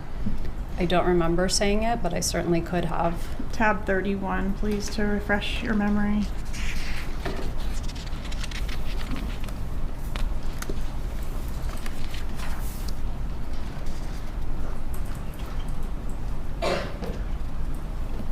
I said that I hate him in this moment. Okay, and did you say in that email, that same email, quote, I hate my children's dad? I did. And do you agree that? Charlie was talking about Ben needed straightening out. I got the feeling they were having problems out of him. Well, yeah, that's what you get when you raise a fucking privileged, spoiled little shit. Right? And it's not, you know, their chances have been ruined. People are going to get all on me now. How could you talk about the boys like that? Well, wait and see. you know, they've been raised to be privileged, spoilt little shits that are only concerned with material, status, you know, those sorts of those things that are important to all Adelsons. They've been raised, they've been groomed. You think Charlie didn't have problems at school? We know he had problems at school. Exactly the same kind of problems that Ben was having there, right?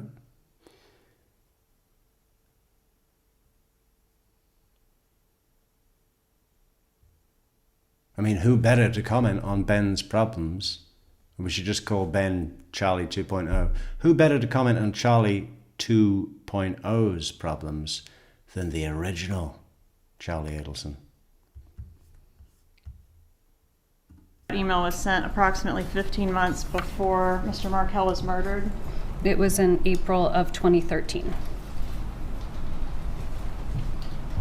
Yeah, I think that's right. Yes, ma'am. I'm gonna approach with what I've marked as 56A, B, C, and 57. Hello, J.K. Asked you Dom. about the Gibbers nickname. Did you have that nickname stored in your cell phone as Dan Markel's contact name? I did. Approach and show you. Hey, what's going on with the coffees tonight, guys? I don't think we've seen a single cup. Shocking. Are we not pleasing you? Are you looking at the show tonight and going, well, I can't support this. I will not lend my name to supporting this. But if you've just forgotten, or you've been sidetracked by all the wonderful information that we're bringing to you, take a moment. Think about where you are and where you want to be, because where you want to be is a fantastic supporter of the channel, right? And you can be one of those. You can be one of those today, right now, on buymeacoffee.com/True Crime Metrix. Also links to PayPal in the description for this video, along with our membership platforms. We already had one fantastic new member today. Who was it? It was the great Kimberly Parham Koto 2, which is awesome. But, you know, there's no limit on capacity. Okay, yeah. Also, the social networks, Discord, merchandise products in the link for the video. Thank you so much, guys. These exhibits and ask if Not the link, the description. they're fair and accurate. Contacts 56A. Who is that a contact for? Do you know? It's my mom's phone number, so that would have been, it's a picture of Ben as a little guy and my mom. Okay. So It's a picture of Ben as a little guy. Wendy, I want to smash your face open with a brick. You know? I want to brain you with a heavy chain. Justice Jane, 24. fair. Says, I wonder how many binders Georgia has for Wendy to refer to. Perhaps it's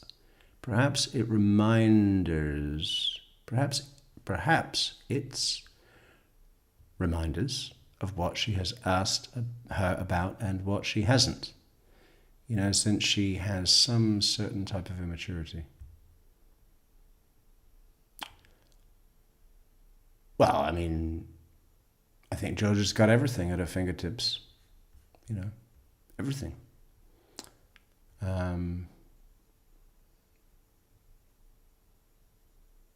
But I don't think that Georgia Kappelman ever does the thing that we see so often in the defense tactics for this case in the 4 trials that we've seen for this case. The dossier technique, okay? Daniel Rashbaum, this was his main thing. He'd say to Catherine Magbanua when she was testifying on the witness stand, say, you don't remember? You don't remember? Well, we'll see about that. Then he'll storm over to the defense table. He'll pick up a huge binder, go back to the podium, open it, which is full of blank paper, probably. But it looks big, right? It looks big for the jury. And more big means more true, right? Means more evidence. So,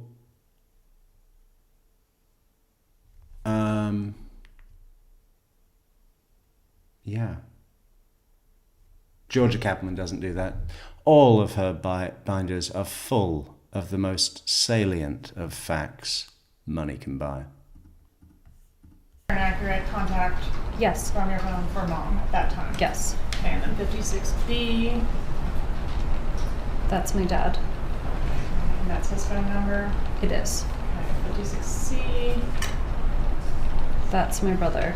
Charlie. Yes. Okay, fair and accurate phone number for him at that time. Yes. And then 57 is that the contact you had in there for your ex-husband, Dan Markel. Yes. Okay, Judge, at this time I'd ask to move into evidence 56 and 57. Any objection? No objection. States 56 and 57 are admitted at this time.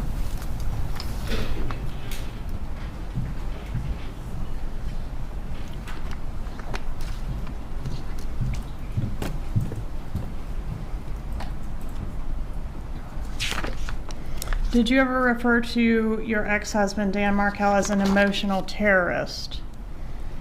I very well could have. I don't remember saying that, but That one's on tab 34.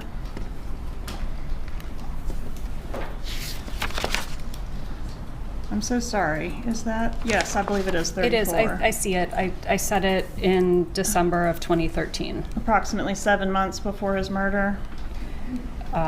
December to, yes, approximately 7 months.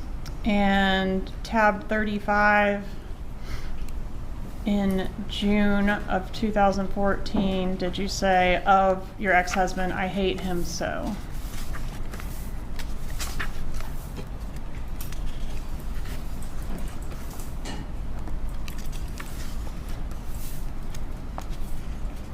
I don't see it. Are you on tab 35? No, I was on tab 34. It's tab 35. Sorry, yes.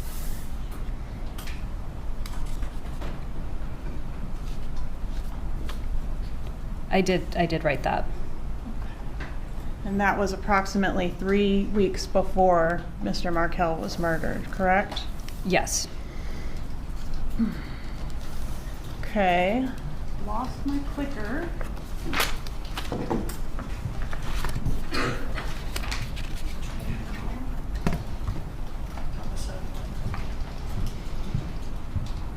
Clickers are a real problem for me.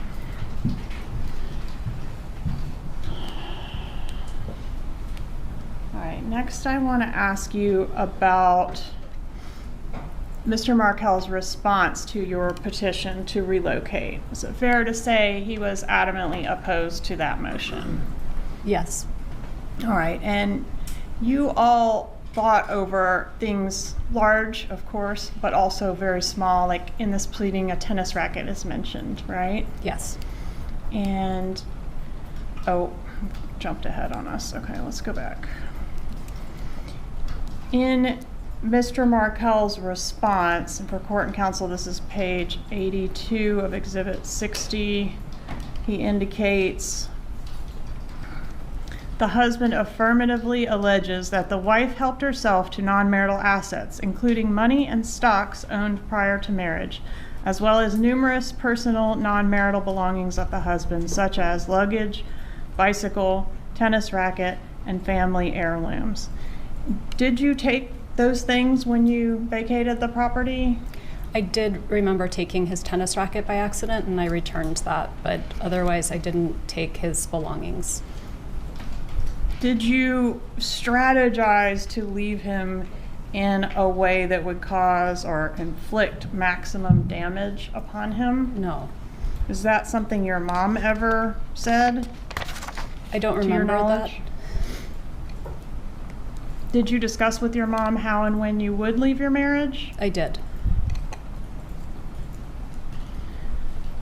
Do you recall a November 2nd, 2012 email where Dan Markel was saying to you, let's put all this aside. This is all about the kids. Let's act toward each other in a way that they can be proud of. Did he say that to you? I remember reading an email like that. All right, and we talked about the Aqua Ridge apartment, or I guess it was a home residence. Is this a fair and accurate photo? I've blurred your kids' faces, but of the living space there? Thank you for doing that. Yes, that's our home. Okay. And did your mom help you secure this place to live? Did she have any involvement in that? She did. Okay, what involvement did she have? She helped me move in.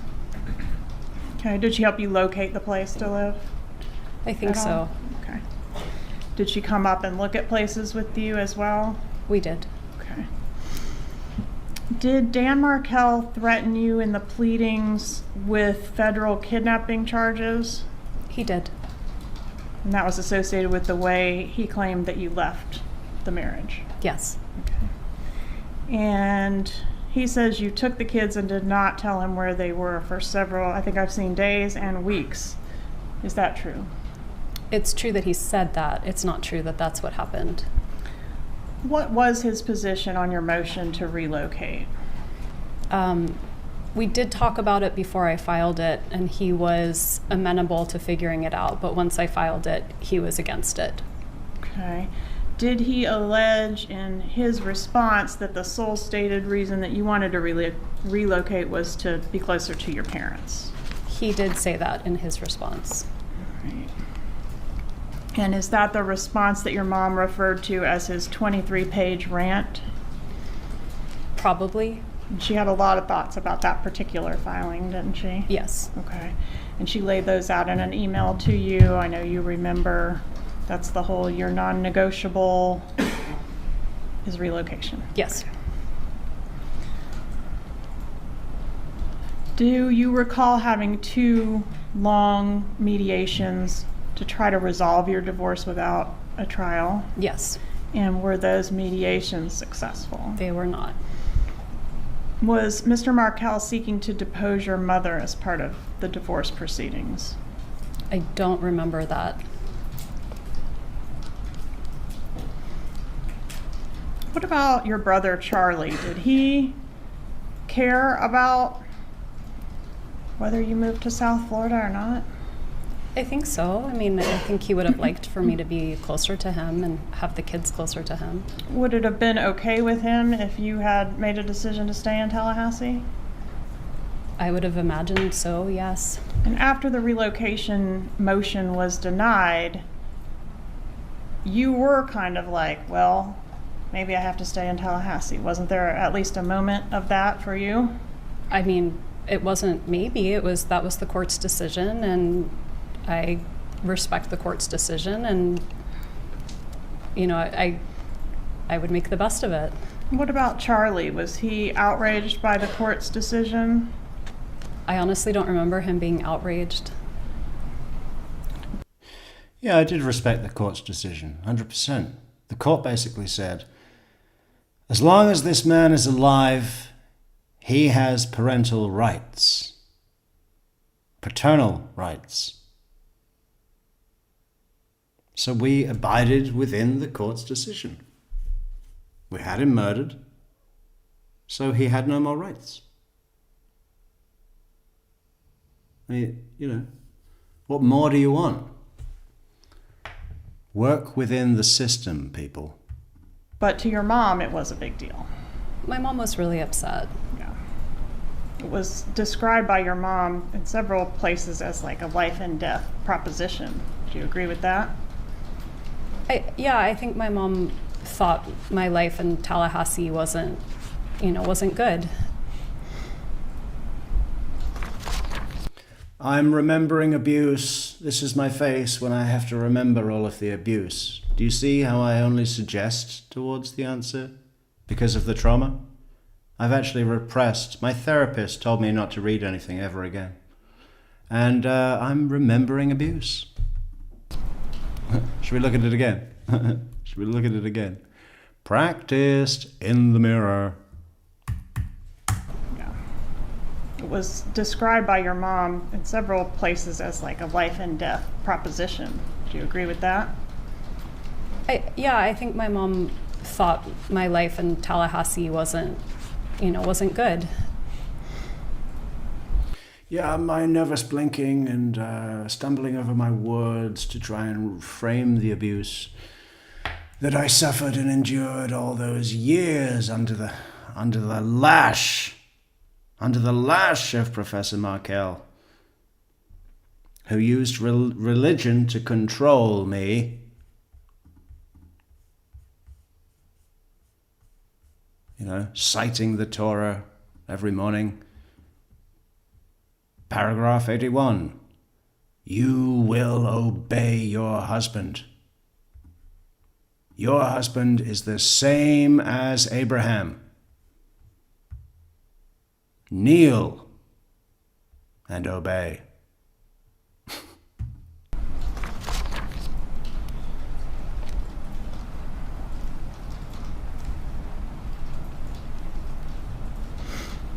Is it true that you never would have left Dan Markel without your mom's suggestions? Objection leading.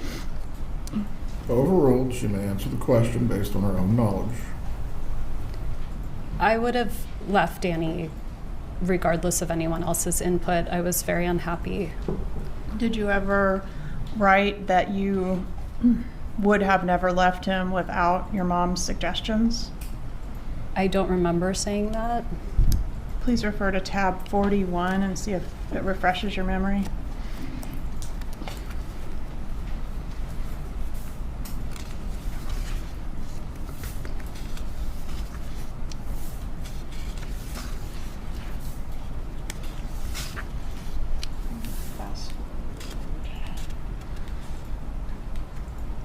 I do say here I wouldn't have done it on my own. Okay. Do you specifically reference your mom? I say my parents and brother's suggestions and support. Okay.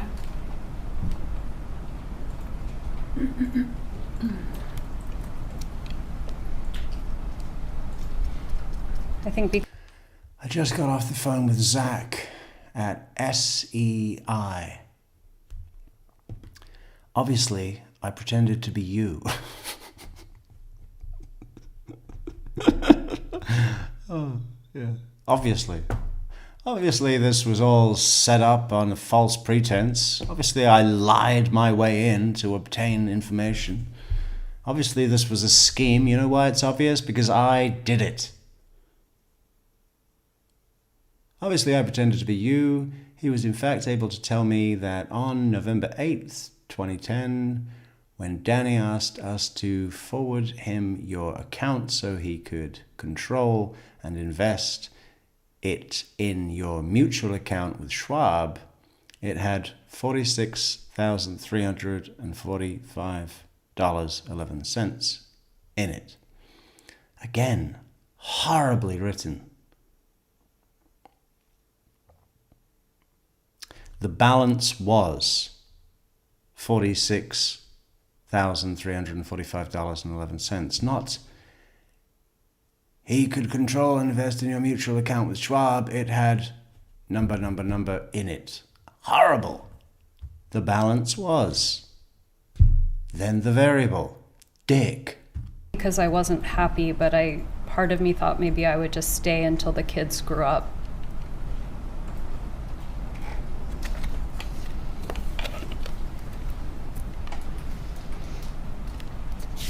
Just one moment, I've lost my place a little bit.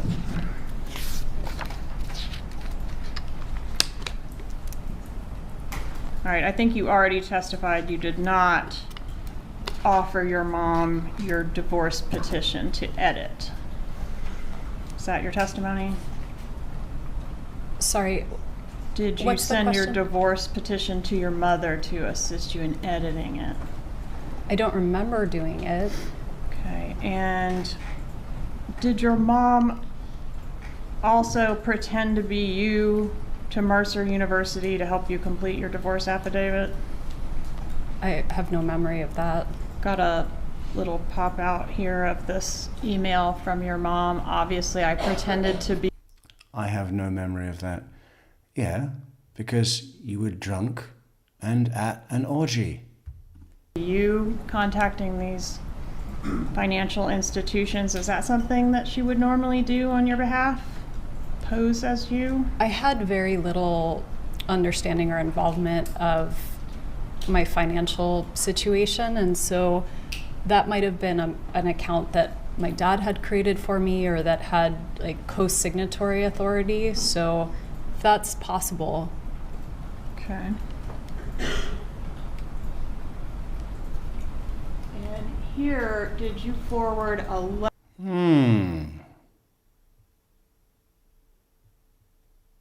Is that the moment? Another thing we've been meaning to do for a while, quite a while, is expand on the theory produced by our good friend, military man, pilot, Harley D. Thank you for your service. Yeah, what was his theory? The charge card theory, right? Does everyone know what that is? Right, I'll give you the fundamentals. The charge card theory is that when Wendi, after driving past Trescott with the crime scene taped, doing the quote-unquote K-turn, and then going on her way down Centerville Road, across to ABC Liquor, and maybe or maybe not getting gas. The charge card theory is that Wendi paid for that bullet bourbon with a charge card. And in the action of paying for that bullet bourbon with a charge card, that was a way to send a coded signal to Donna, who was an approved account holder, or what do you call it? I don't know what the terminology is, but with certain cards you can have multiple people that receive notifications or can use that certain card, right? And the thinking is that using the charge card, the message that the coded message it was broadcasting was an affirmative yes, all is in place, the murder has been done, or proceed with the murder. But if there had been no charge card, if Wendi wanted to do a what's the opposite of affirmative? A negative. A coded message in the negative, it would be I'll pay with cash, and there will be no message, and that means stop the murder or I don't think it's happened, depending on there's some really interesting things. Harley D did a tested this out to see if it would work in real time. It did, but as impressed as I was with the theory, and I have discussed this in some depth with Harley, but there are issues. And I think those issues, when looked at through the lens of the charge card theory, arguments for and against, not only are they interesting to consider with the credibility of the charge card theory, but they also expose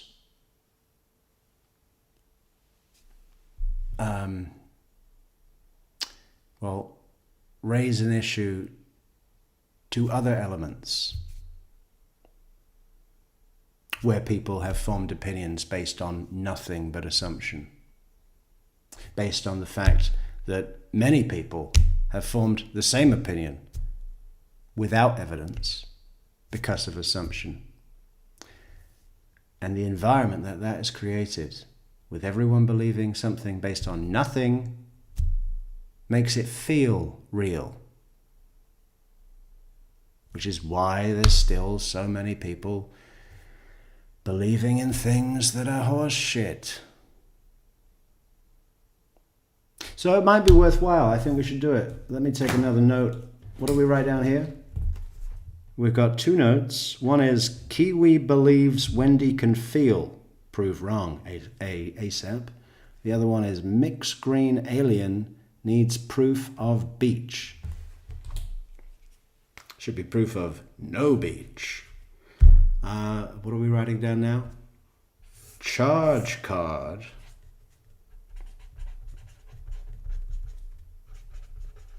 Theory.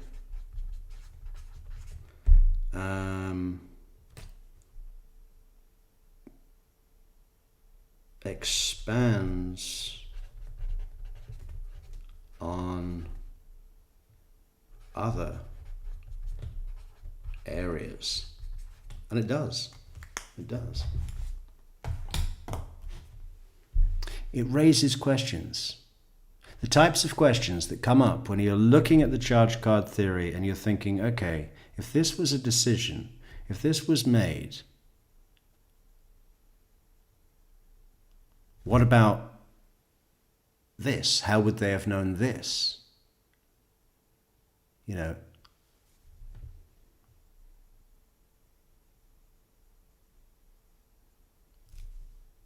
the main one I can think of off the top of my head without going through the whole thing piece by piece is, why would Wendi have known that the murder was going to happen at Trescott?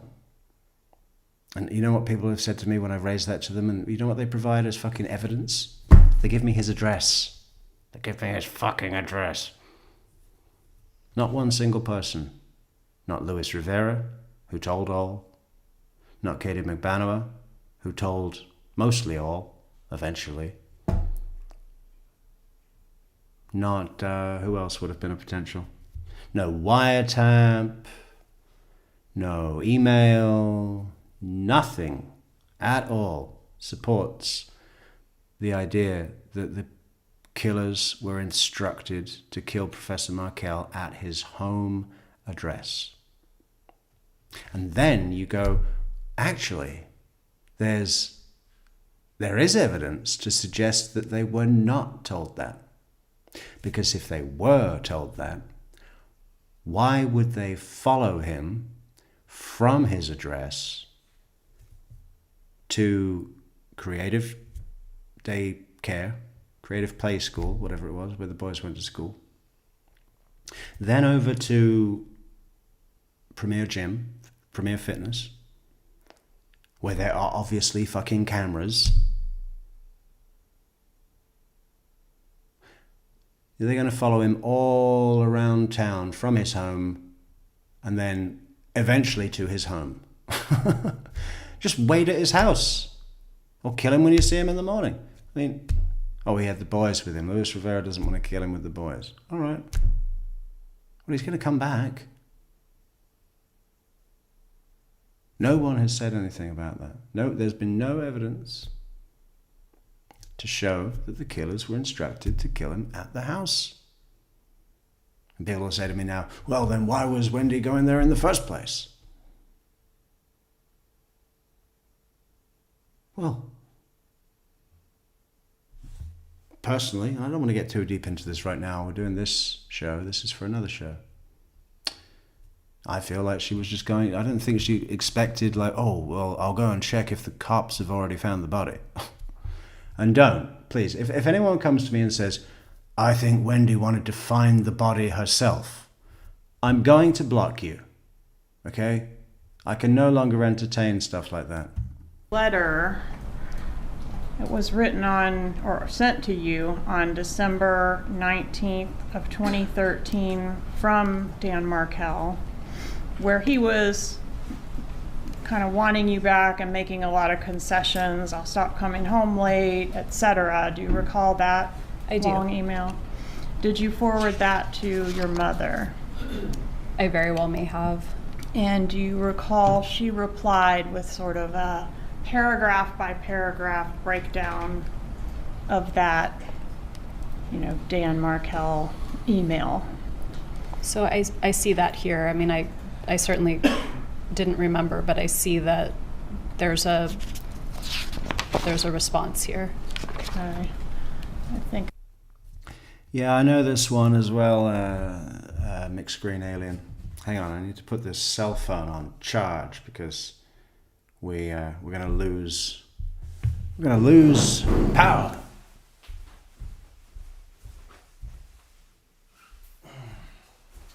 Yeah, so the example of Donna saying to Rob that the killers knocked on his door and said, "Are you Dan Markell?" And he said, "Yeah," and they shot him in the face. That's an example. What did we say? We went over this recently. We said it's an example of Donna having a preconception of a false reality in her mind. And then, in an attempt to sound believable to Rob,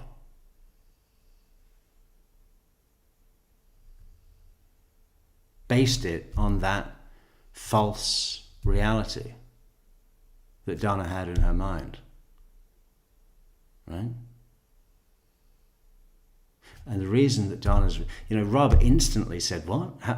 What do you mean? How did they know that?" It was instantly spurious to someone that wasn't involved with the plot. It's like confirmation bias or something very similar. Very exposing to Donna's foreknowledge and involvement in planning. Like we needed any more of that, but just in itself, strong enough to be an isolated indicator, I would say. I've got her responses. Did you respond to her? She's seen too many movies. Exactly. That's the point, mixed green, because that false reality that she created, that non-truth that she thought was real, she thinks it's real because of TV. Because she's not a fucking hardened criminal or someone who at least knows how things work in the real world. She's so she's got such a feeling of superiority that she just puts herself on this island, an island in an ivory tower in a lily white world. Totally out of touch. Can't do it. So yeah, it was just hilarious, but the whole thing is full of that. Charlie's entire defense. No. The extortion never went up and Katie was always broke. And that Georgia's got that great line where she says she's taking $3,000 and keeping half of it.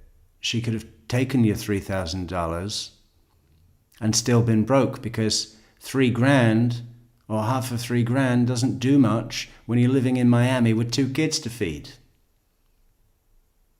But Charlie doesn't, just those sorts of problems. He's never encountered those sorts of problems. He's always had all the money and more than is required, right? It's very difficult for people that come from that kind of fucking ridiculous, out of touch privilege to imagine anything for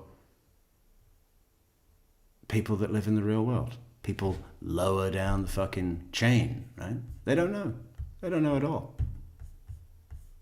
Very nicely done, Mom. This is great. It looks like I did, yes. Okay. And then we go to L.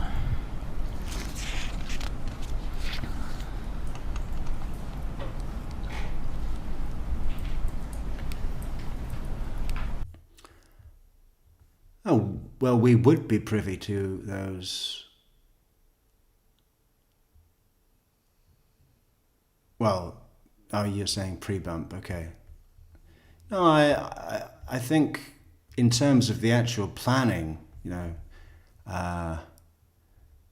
Iliasta Scenes says there's so many convos we'll never be privy to, not on wiretaps, WhatsApp, email, and it's probably 99% Charlie repeating, there's no way they'll connect the dots. Yeah, I know, I think there was actually not very much of that at all. And I think that they thought that would be enough. You know, we'll just not talk about the plan on the phone. We'll call it the birthday present. We'll call it Dad's big gift, you know. They thought that would be enough. It wasn't. But yeah,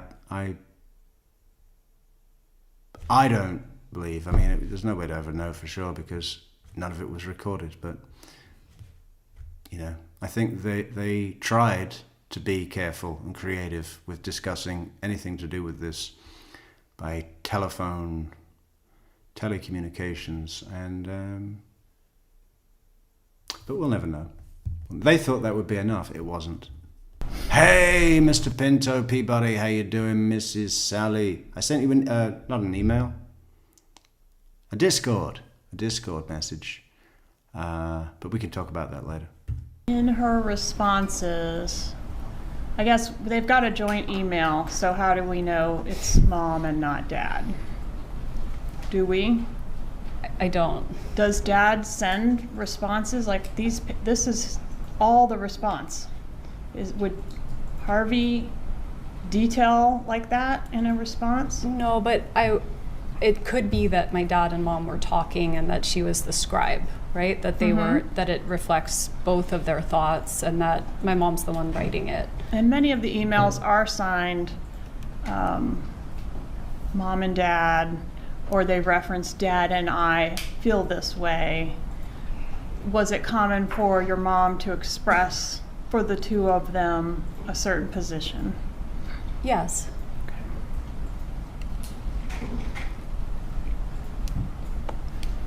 And in this particular email, so this is a little confusing, but she responds paragraph by paragraph, you know, K3, K5, K6, referencing Dan Markell's email to you and refuting each paragraph.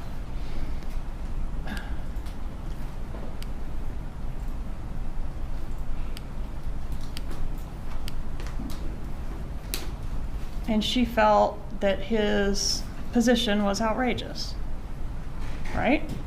Yes. And she thought his religious practices were extreme, didn't she? She did, yes. She was extremely concerned about the well-being of the children in reference to his religious practices. Yes. She wanted a psychological evaluation of Mr. Markell.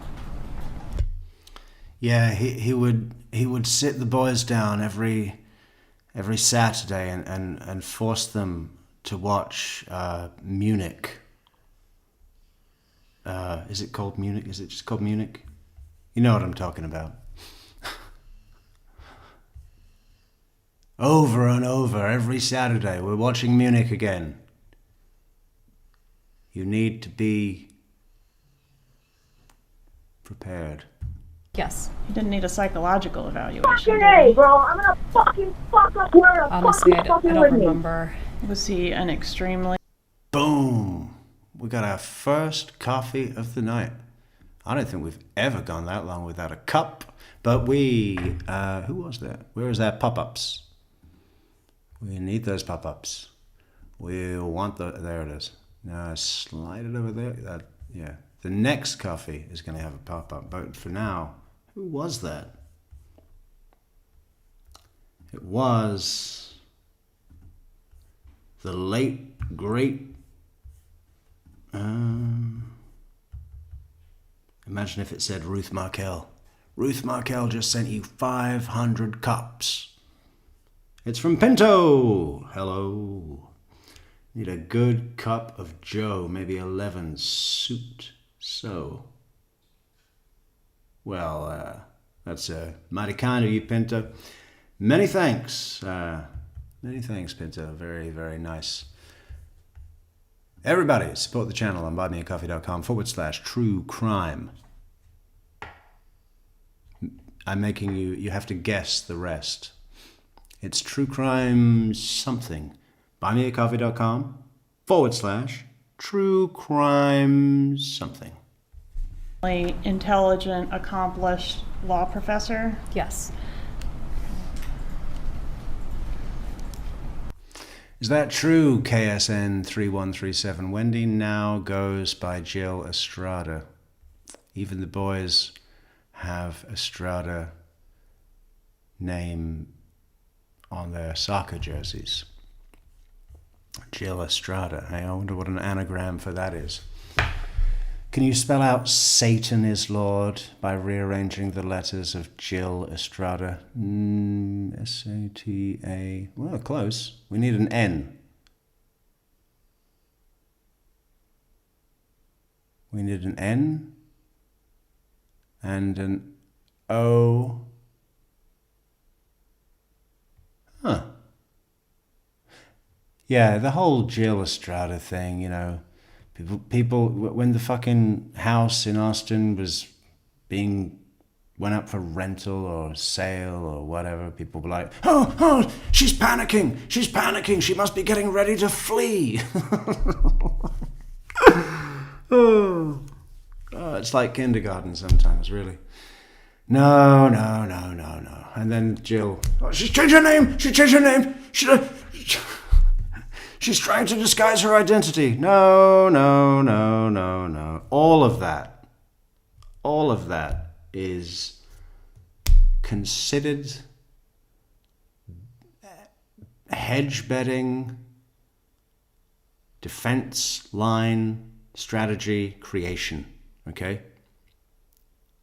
My client, Miss Jill Estrada, was being so hounded, so harassed by the journalists and the podcasters.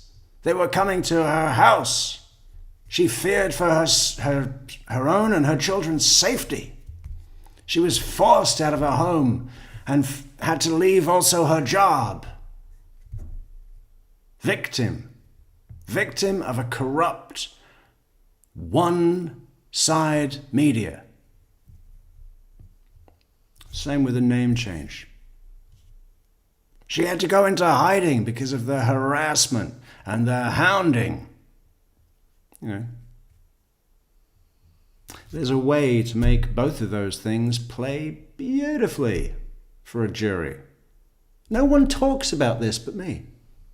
Oh, she's panicking. She must be packing bags. Oh, Vietnam, here we come. Fuck off. Have a little bit more consideration. Think it through. I know people get excited, but you're doing a disservice to the community. You're doing a disservice to yourself. All right? Strategy. Everything she does is strategy. Did your mom ever call Dan Markel any despair? Donna panicked, for sure, for damn sure. But we're talking about Wendi now. Donna's done. Can you wait to see what she puts on well, you know, I know that there's that, I forget the terminology sometimes. She did put the notice of appeal. Notice of appeal, is that what it is? Put that out. But when it gets to the actual full document, that should be worth a read. Disparaging names around this time frame? She did. Okay, including piece of shit? Yes. Okay, mixed green. What is this question here? True Crime Metrix, your thoughts on, quote, "This is so sweet," unquote, text deleted. Oh, from Murder Morning with the TV.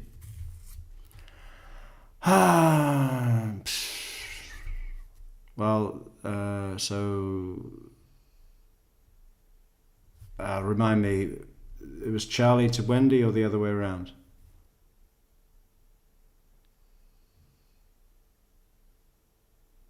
I don't know that I've ever formed an opinion on that I can remember, and I don't really want to comment on it without the full surrounding context. We'll come back to it. I'll put another note. Mixed green alien needs proof of beach. And this is sweet text.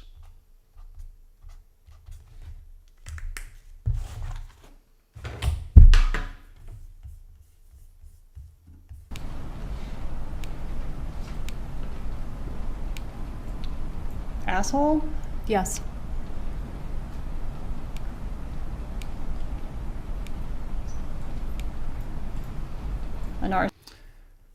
If I had to, Iliastos says, if I had to guess, the most often used phrase by Charlie on the wiretaps is, "Let me explain something to you." I disagree, Elaster. I think the most common phrase used by Charlie is his opening salutation of, very creepily, the way he says it, "Hey, how are you?" He says it to everybody in a creepy, cardboard cutout kind of way. It's the same exact, it almost sounds like a strange recording. Even post-conviction, when he's in that fucking holding cell, suicide watch, he still says it then. But it's all the way through the wiretaps, and it's, you know, the further back we go, the further we go back in time before the bump, when he's probably at the highest point ever, right? Obviously, when the arrests happen, Sigfredo first, Katie next, you know, news starts going on about that. It's pretty much downhill from there. But, you know, in the weeks and months prior to the bump and all that entailed, he thought he had it all going, didn't he? He pulled off the murder, outsmarted everybody, walking around the street like a proud cock in his Ferrari. You know?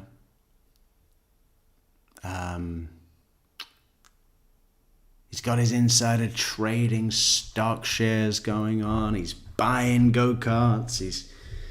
He's Fucking A, bro. getting a bigger boat with a motor. Fuck you fucking with me. Hey, Ryan Patrick Casey. Ryan Patrick says... Oh, Yes. yeah, but, you know, what was I saying? Yeah, my point was, the further you go back from the bump in the wiretap calls, the more creepy his opening salutations of, "Hey, how are you?" The creepier they sound. It's disgusting. Why are you talking like that to your own mother, you sick fuck?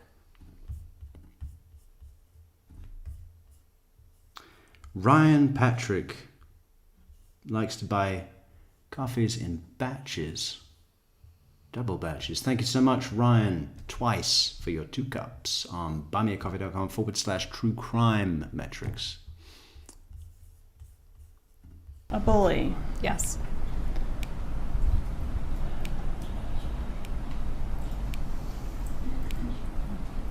A bastard. Yes.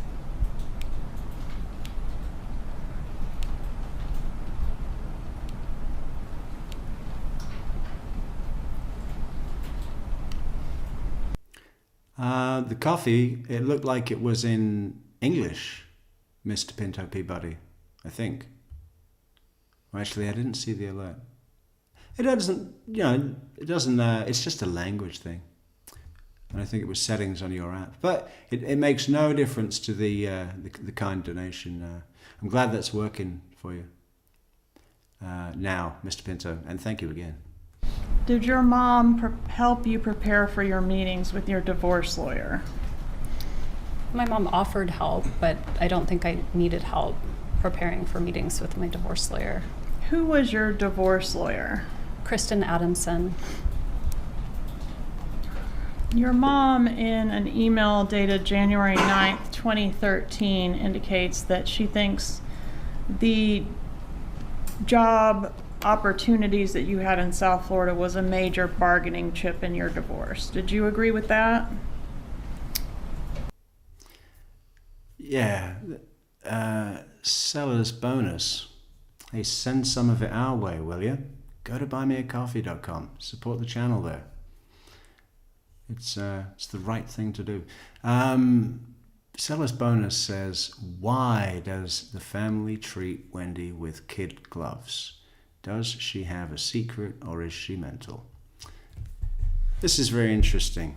And there's 2 or 3 distinct chapters to this, right? I mean, on a global level, she's the youngest and the only girl of 3 siblings. For a certain kind of parents, that position in the birthing order and the differentiator of gender would automatically make her be treated with kid gloves. And I think that's a large part of how this started. But with Donna's grooming nature, with her meddling and her plotting and her instructions and all under the guise of wanting the best, when really what she needs is what she wants is the best project for herself, which is disgusting. Now, Wendi probably accepted that and worked within that frame, possibly up until the end of high school. I don't know, but at some point she bit back. But she bit back in a way that allowed, very wolf in sheep's clothing kind of way, under the radar, sub rosa, in terms of she would continue to allow her family, especially her mother, to believe that she needed to be treated with these kid gloves,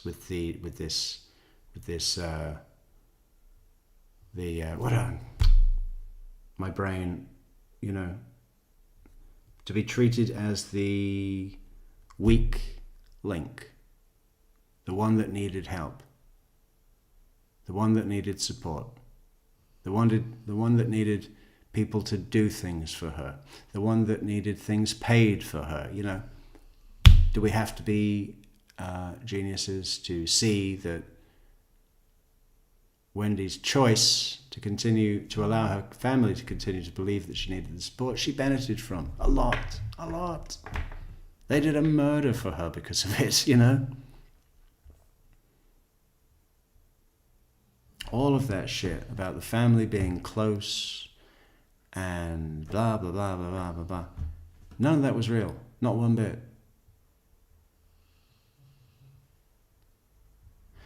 The largest part of the package of reasons that what makes Wendi Adelson such a fucking evil cunt is her resentment towards her mother. Her major fucking resentment towards her mother. Who has resentment towards their mother? Raise your hands. I've got both of my hands up. But it's not a drop in the bucket compared to what we see here. I mean, this is next level. That's the major part. If you looked at a pie chart, that huge chunk of pie would be Wendy's resentment to her mother because of the meddling, because of making her believe that she needed to be treated with kid gloves. That's why she allowed them to continue to believe that, so she could use them to the maximum potential of what they could provide, including doing a murder for them, which she would at least lay the footwork for them going down. Because what did we say? We summed it up. This is Wendy's thought now, the best way to protect myself is to not protect them. And that's a huge part of what we saw in her testimony at this trial in particular. It's a huge part of what we've seen ever since Charlie's verdict. The last Donna had heard from Wendi, heard her voice, was before Charlie's verdict. No phone calls, no letters to jail, nothing. There was that one email post Charlie verdict where Andy essentially made it very clear that the relationship was, was over. There's no more contact. Right now I must be singularly focused on the boys during this difficult time. I have nothing to blah, blah, blah, because I am not guilty, all that, which was obviously written in advance by a lawyer, by someone else, not her, or together with her. I mean, it was just absolutely self-serving protection. She is mental, but she's also, the thing is with Wendi, many people have the ability that she has, which she's not even, she's mediocre. Most of her manipulation is based on sex, which is easy for a lot of people. Depends where your standards are as a person, how much you want to use it. Depends if you feel confident in anything else you have to offer, which I don't think she does, Wendi Adelson. The more confident you are in other areas, the less you have to fall back on that, right? Many people have the skills, the mediocre, low-level skills that Wendi Adelson actually has in terms of manipulation. But the thing that differentiates her is she has zero care about doing anything wrong.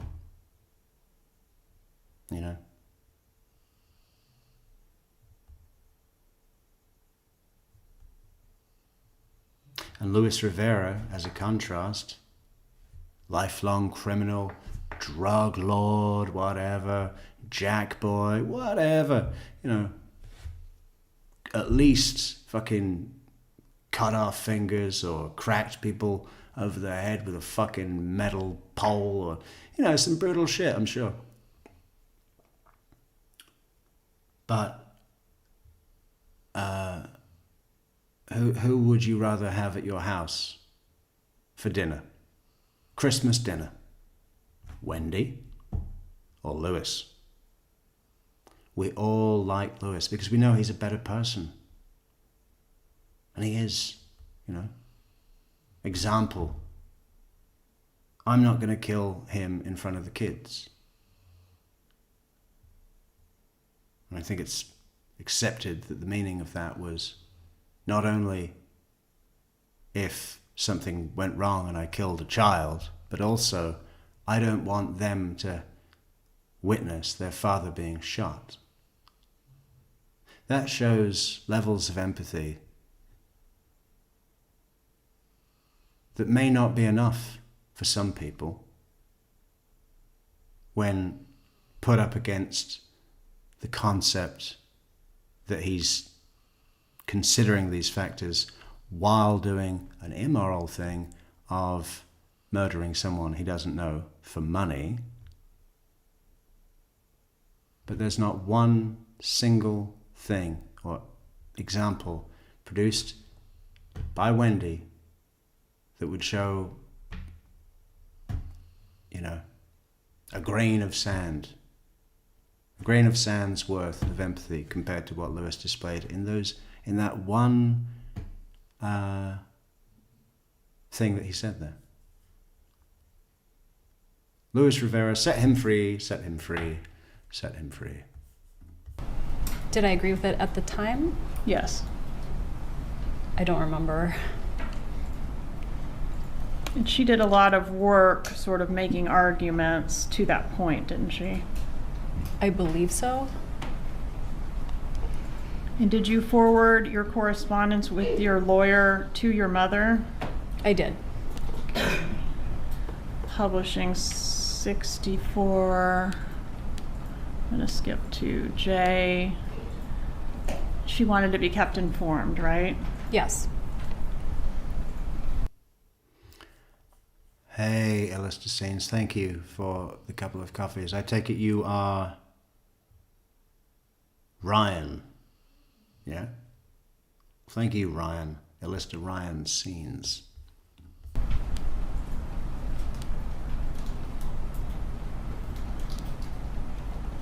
Honey, thanks for keeping me informed. Just read the email correspondence between you and Kristen.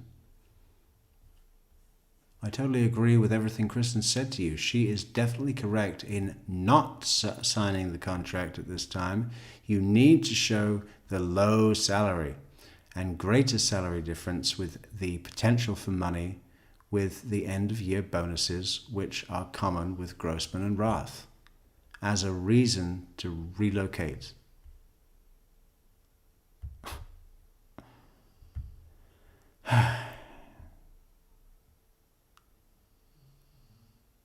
Unbelievable. Was it worth it, Donna?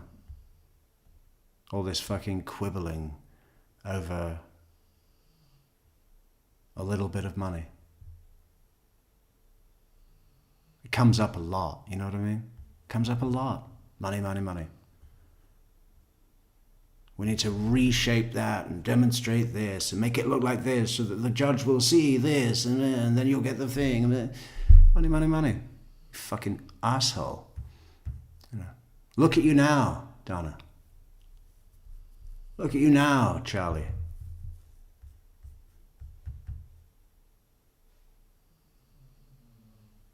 Unbelievable. Your mom mentions, let me see if I can find it. This is 64G, your South Florida legal team. She will try to remember to discuss things with your South Florida legal team. Who was that? I think she was jokingly referring to herself. Oh, she's the South Florida legal team. I don't know who else it would have been. I think that's why there's a smiley face. I think it was a joke. Okay.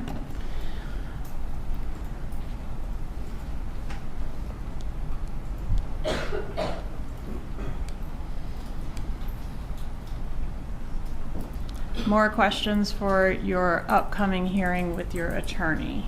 Did you forward your mom's questions or ask your mom's questions when you met with your attorney? Probably not all of them, but if there was something that I thought was useful, I probably forwarded it or had a conversation about it. And here you can see in paragraph 2, your mom referred to Dan Markel as Gibbers as well, right? It was a silly name, yeah.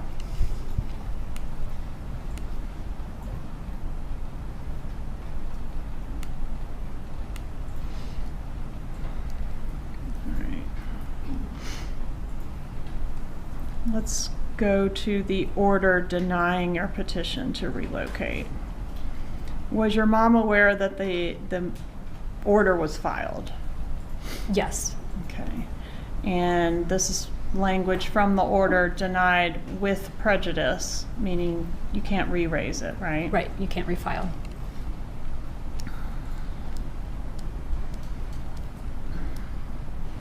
And your mom wanted to fight the decision, didn't she? She did. Did you feel railroaded by her in this email where she's kind of bullying you to keep fighting? Objection, Your Honor. The prosecutor's testifying. Please rephrase your question. Did you feel railroaded by your mother? No. Okay, but she wants you to continue to take action. It was denied. I wasn't taking any more action. Not any more legal action. I was not taking any more action of any kind. Didn't your mom have some other ideas for some other actions that could happen? She did. She did want to take it to an appeal. Do you remember that? Actually, I don't remember, but That's on tab 43 of your binder.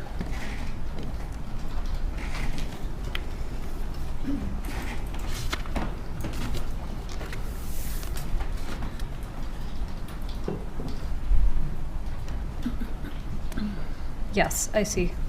Okay, but she also wanted to develop this plan of action that could be implemented between the time you learned of the relocation denial and your final hearing in court to maybe strong arm Mr. Markell into agreeing to the relocation. Do you remember that email? Yes.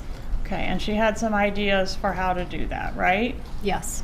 And she said Jibbers hasn't beaten the Adelson family yet. Yeah? Yes. Okay. So what was her plan of action?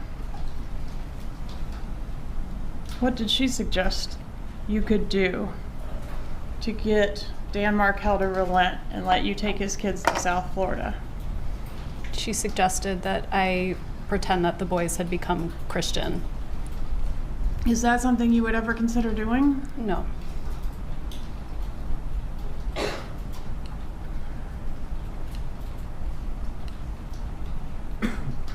She was going to pay for them to get instruction on the Christian faith, right? That was what she said. And she said she looked into it and she could get them baptized in a couple weeks. Do you remember that? I don't remember, but I'm sure it's here. Do you remember her imploring you to put on a good act? I do. Did your mom, I don't know, do you have any acting training? No. Do you know why your mom would Google how to teach an actress emotion? I don't. I don't know. Did she ever share with you or forward you any tips on how to bring emotion or fake emotion? Not that I remember of any kind. All right. What about a financial offer? Was that part of it as well? Yes. What was the financial offer to be? I think it was $1 million. Who was going to pay the $1 million? My mom, my dad, and my brother. And they were going to pay $1 million. You didn't have to pay any of it? I don't remember having to pay any of it. Okay. And they were going to give Dan Markell $1 million for what? So that I could relocate. Okay. Did you ever make that offer to Dan Markell? No. To your knowledge, did anyone make it to him? I don't think so. Would it have worked? I don't think so.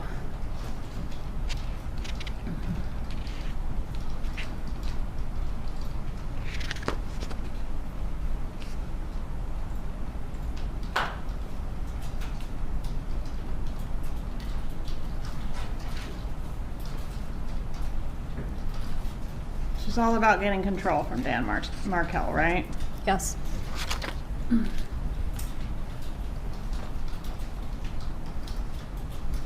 And you told her these ideas were crazy, didn't you?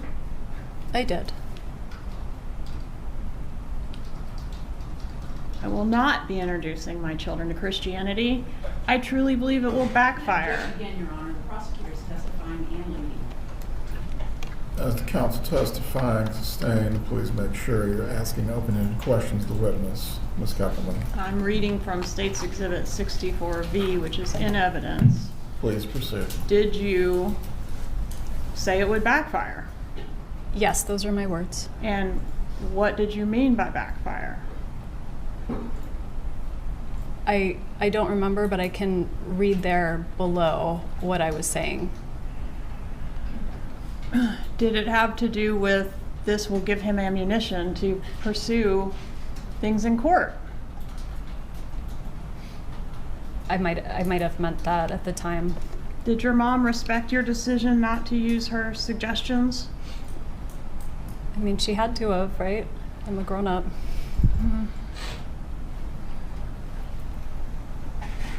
She kept pushing though, didn't she? She was suggesting other ideas. Okay. January 27th, 2013 email 64W. Charlie brought up a good point when he said that Americans were dropped behind enemy lines during World War II wearing Nazi uniforms to get what they wanted. They had a job to get done, and they did what they needed to do to accomplish it. You have a job to get done and a very short time frame to accomplish it. If you dressed your kids up in Hitler Youth uniforms and brought them down here, I could care less if it was an act of defiance and would show gibbers that he's not in control. Did she suggest that to you? Yes.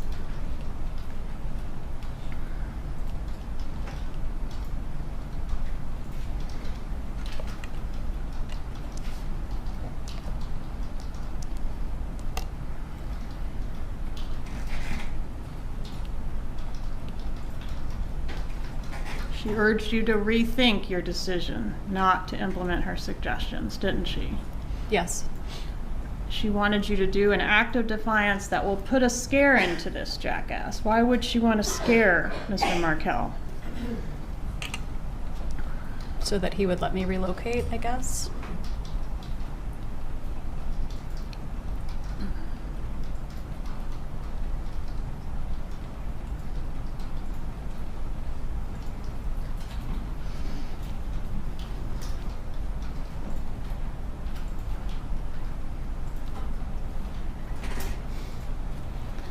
She says here, and I'm still on 64W, I don't know how much of the big picture you're seeing, honey.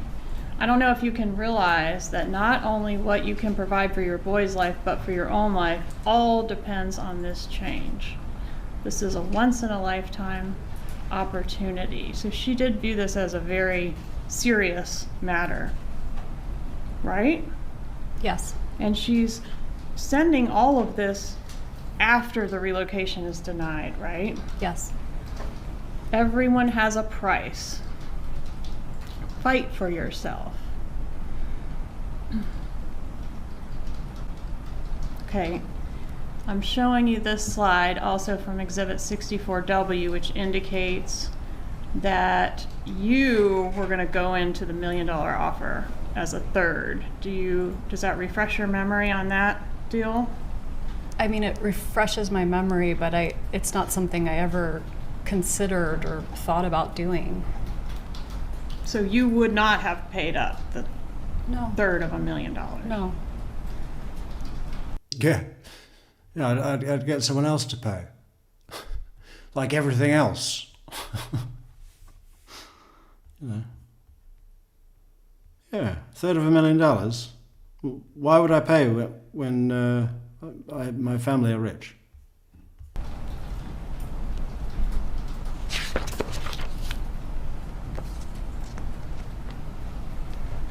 Moving on to 64X. This is an email in which your mom expresses opinions on... God, I can't believe we're only 3 hours in. The sun's just about to come up. That's what I get for starting the show an hour and a half late. Oh, hey, by the way, have the clocks already gone, spring, forward, fall back. Have the clocks already gone back in the States? Because I know that happens at a different time than everywhere else in the world.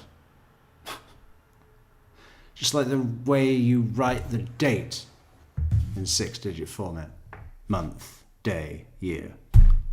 What is that? Anyway, have the clocks gone back already, or I don't know.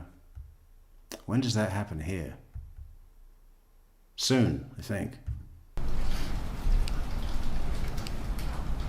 several items, including the marital home, the parenting schedule, alimony, child support, health insurance. Did you want her opinion on all these things?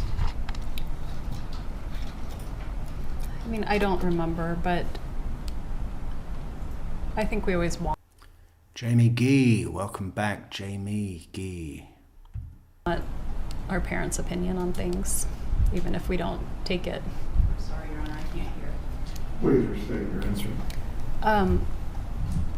Counselor asked me if I wanted my mom's opinion on those things, and it's hard for me to remember at the time if I wanted other opinions, but I said, I guess, people always want their parents' opinions on things.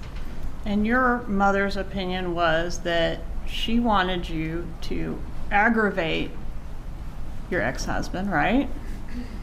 Yes, To screw him financially, yes, to get a win.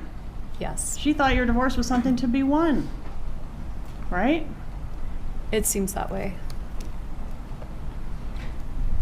When was the divorce final? It would have been final the summer of 2013. July 31st of 13 sound right? Yes, ma'am. And we saw that that was the date for your trial. Did a trial take place? Yes, Okay. With witnesses being called? no, there weren't any witnesses. Okay, so it was a settlement. Yes, And did you reach the settlement on the day that the trial was supposed to be conducted? I think maybe the day before. Okay. November 2nd, thank you. Or is it the 2nd of November? That's when the clocks go back, huh? Now we need to check what it should be.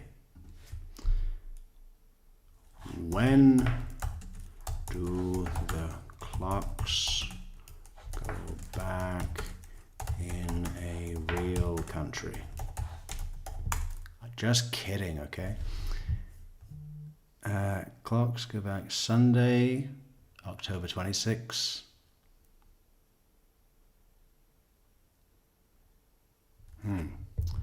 So we will be...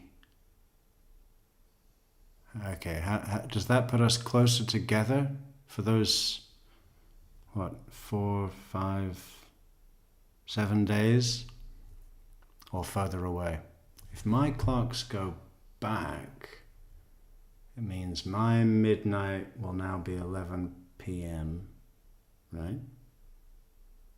And if your 7 p.m. is staying the same for a week, then we're going to be 4 hours apart instead of 5. We're closer together, which is fantastic. Oh, holy night. I want to ask you some questions about voice authentication. Your cell phone, was it collected by police in this case? I gave the police my cell phone to search. Let them download it and return it to you, correct? Yes, ma'am. Okay. And are you familiar? Jin Campbell 4707 says, I hope this can be wrapped up more expeditiously. The boys have been through hell with all this. It is cruel for them to have to keep going through this trial after trial after trial. Okay.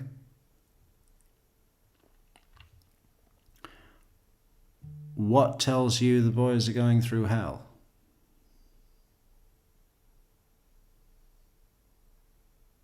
What hell is that? I don't think much has changed for them. You know.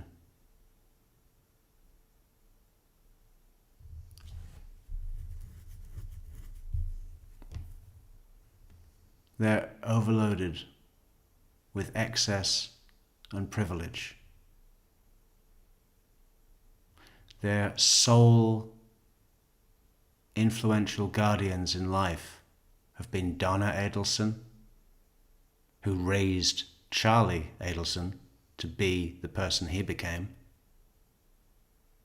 And then you've got that side influence from their favorite uncle, Charlie Adelson himself. The boys are Charlie 2.0. They've been groomed to be cunts. Self-interested, spoilt, privileged cunts. I think they're a long way off from being able to see any of this. If it happens at all, it'll probably be in their late 30s when at least one of them will probably commit suicide. Sadly. Very sadly, of course. Let's hope that doesn't happen. You know, the tragedy is not over. And I don't think for those boys it's even begun. What are they interested in day to day? Girls, sneakers, cars, basketball.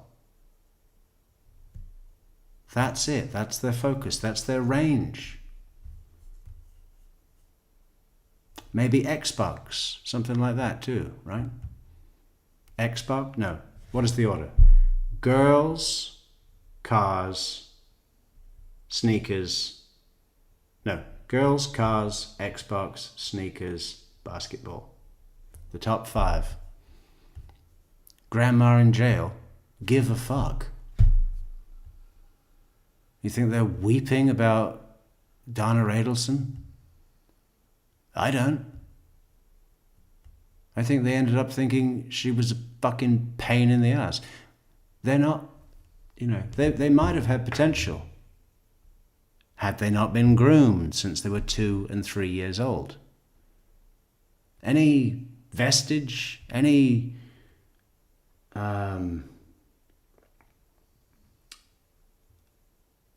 slight advantage that the Markel genes might have given them to prevail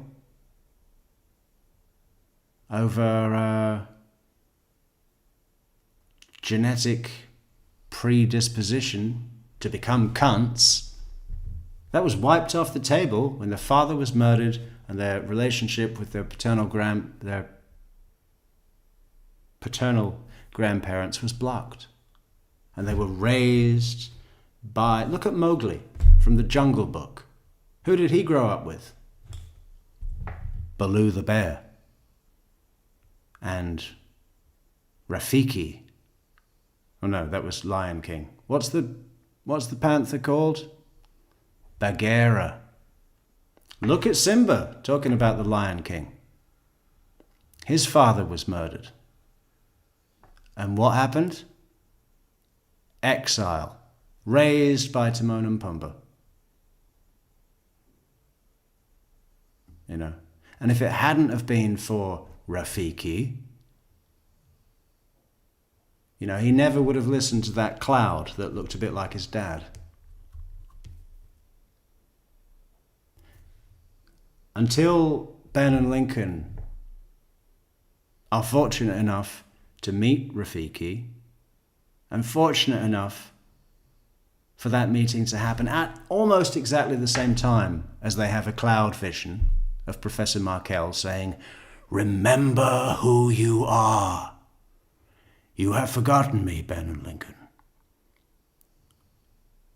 You have forgotten..." What does he say? I forget. But yeah, that's what they need to do. Mufasa, Professor Markel needs to channel Mufasa, appear in a cloud. The boys need to meet Rafiki. Until then, you know, I don't want to be negative about it, but like I see severe fucking drug and alcohol abuse, major potential, suicidal tendency once this is all realized. They're nowhere close to that now. They're nowhere close to that now. But let's keep a happy thought and imagine that a baboon, a shamanic baboon named Rafiki, will show up wherever they're staying. Familiar with a wiretap that was conducted in this case, I've seen a lot of wires. where phone calls were intercepted by the police and recorded by the police? Yes. And were you asked to listen to a disc of calls to see if you could authenticate the voices on those Yes. discs? Okay. And were you able to authenticate some of the voices on there? I was able to authenticate the voices of my family. All right, so Charlie Adelson, Donna Adelson, Harvey Adelson. Yes, ma'am. All right, and did you initial on State's Exhibit 135 by each of those voices that you were able? Okay, Gene Campbell expands and says, like it's fun. I don't know what that means. Edging it awful, knowing these boys are the most innocent of all. Then they have to keep reliving with these trials. It's time to wrap it up or stop teasing. I don't believe that at all. What are you looking at that tells you that they are reliving these trials? You know? Which ones? I don't think they're interested at all. I have evidence to support that. I'm just wondering if you have any evidence to demonstrate why you believe that they are going through some traumatic situation with trials going on. I don't think they give a fuck. They're chasing skirt, looking at the dream cars, wearing fancy shoes, Xbox, and what was it? Basketball. That's it. That's it. I did. Certainly can't read this, but It's very. You know, the reality is, this is depressing, but no, not enough people say this. You know, all we hear is the boys, the boys, the boys. The reality is, look at it like this. A large part of what those boys had as their potential. What was I saying? A large part of what those boys had as their potential died along with their father, same day, July 18th, 2014, when they were 2 and 3, just about to turn 4. You know, that's the reality.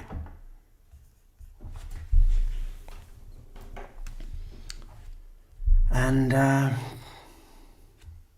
you know, I mean,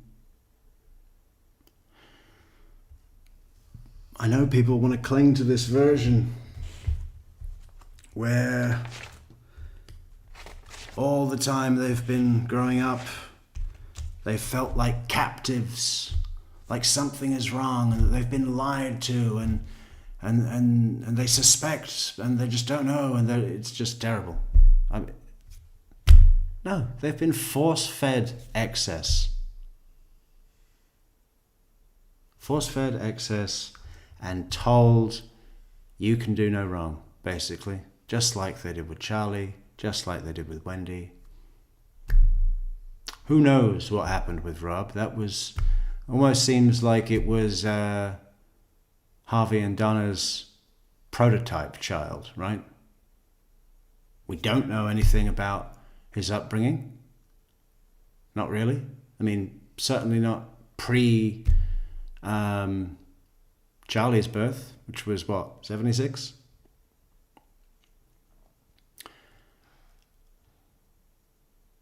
It's almost like, yeah, we don't like the way we started off with this one, but we started to get things right for Charlie. We didn't manage to steal all honesty and sense of honor from our firstborn child, so he'll have to go. What did he do? The clerk in the store gave him too much change too much coins in his change, and he went back to return the money. The fucking idiot. Honest Abe, they called him, taunting him, you know. So they got rid of him. I mean, I can guarantee you they didn't make that mistake again. There's no Honest Abe in Ben and Lincoln anymore. Not at all.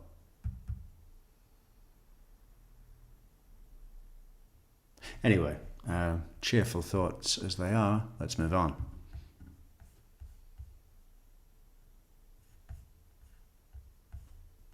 Small, see if that. KLK. I will be interested in what you say on this topic in the coming days. Yes. That's where you initialed, okay. I did. This time I'd ask to introduce State's Exhibit 135. Any objection? Has it been entered?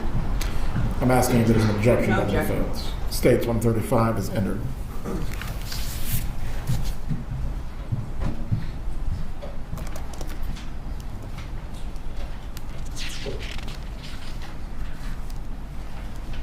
After the divorce was final, was there any more litigation between you and Dan Markell? There was. All right, and who was the first one to file something after the divorce was final? I don't remember who was first to file. Because you both filed some things afterwards, right? Well, Danny was supposed to pay me for the deal with our settlement was I was supposed to take my name off the title to the house, and he was supposed to pay me half the value of the house. So I went that first week and took my name off the title and then just waited. And when I reached out, when it was time for him to pay what he owed, he said, "I'm not going to pay it." And I asked why, and he said, "I have my reasons." And so my attorney had to file to enforce the settlement agreement because otherwise he was going to be held in contempt of court. The court had given him a deadline to make the payment, and he didn't make it. He didn't make it. So you filed a motion to enforce, The settlement agreement. and he filed a counter motion saying, well, I'm not paying because she's in violation for all these different things. Remember that? I do, and then he accused my attorney of committing fraud. Right. One of his big complaints was failure to facilitate the communication agreement, where I guess you all had some type of agreement to provide Skype calls with the kids to each other when you didn't have the children. Do you remember him complaining about that? I do. I remember if I was 1 minute late, he would contact the parenting coordinator and complain that I was in violation. That was a pretty regular complaint of his in this era of these filings, wasn't it? Yes. And when he sent an email, for example, 64N, let's see if we have that.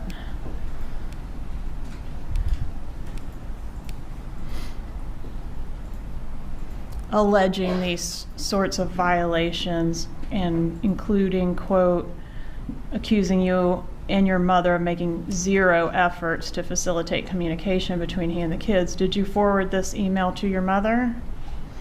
I don't remember if I did or not.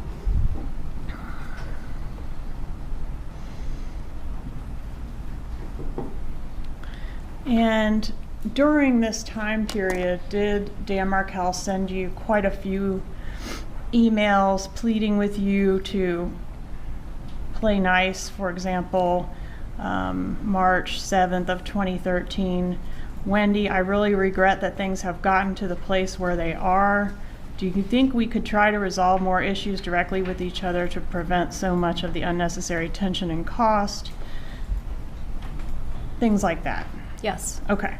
But then you didn't seem to be able to actually play nice with each other, even though it seems like maybe that's both what you wanted, at least at certain points. I was always trying to play nice. Well, you were threatening to hold him in contempt of court.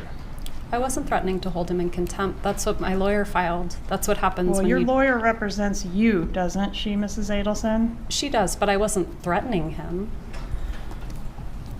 Did you cease all Skype communication between Dan Markell and the boys on March 12th of 2013?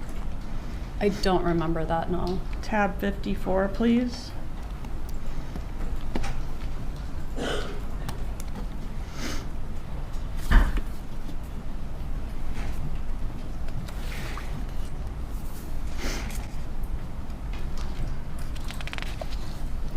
It looks like my attorney advised me to do that. Did you cease all Skype conversations between Dan Markel and the boys?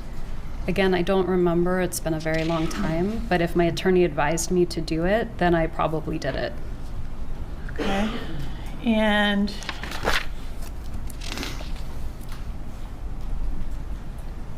the day that you filed that motion to enforce the marital settlement agreement and hold Dan Markel in contempt, see if I can find that. What was the date of that filing? It looks like it was October 31st, 2013. Was that the same date that you backed out of the contract to buy a house here in Tallahassee? I don't remember if it was the same date, but at that point I didn't have the money I needed to buy the house because Danny didn't pay what he was supposed to. Okay, but you don't remember which day you backed out of buying the house? I don't. Could it have been the same day that this was filed? Halloween of 13? It may have been. Okay, and was it Charlie, your brother, who talked you out of buying the house? No, I didn't have the money to buy the house. So you don't remember him discussing that with you? No. Okay. And did your mom have a position one way or the other on whether you would buy the house? I don't remember.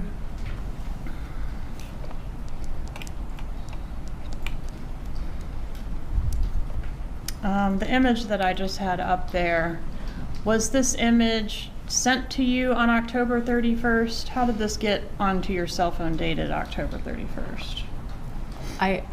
It looks like something my brother would have sent me at some point. I don't remember if it was what day it was, but I remember seeing that picture. Okay, do you have any reason to dispute the metadata associated with it on your phone? No, ma'am. Okay, and you recognize your brother in this photo? I do. And who's the woman he's pictured with here? Katie. Is that Catherine Magbanoa? Yes.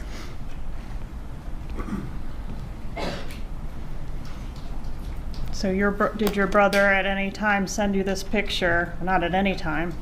Did your brother on October 31st send you this picture and basically tell you not to buy the house because you weren't going to be living in Tallahassee much longer?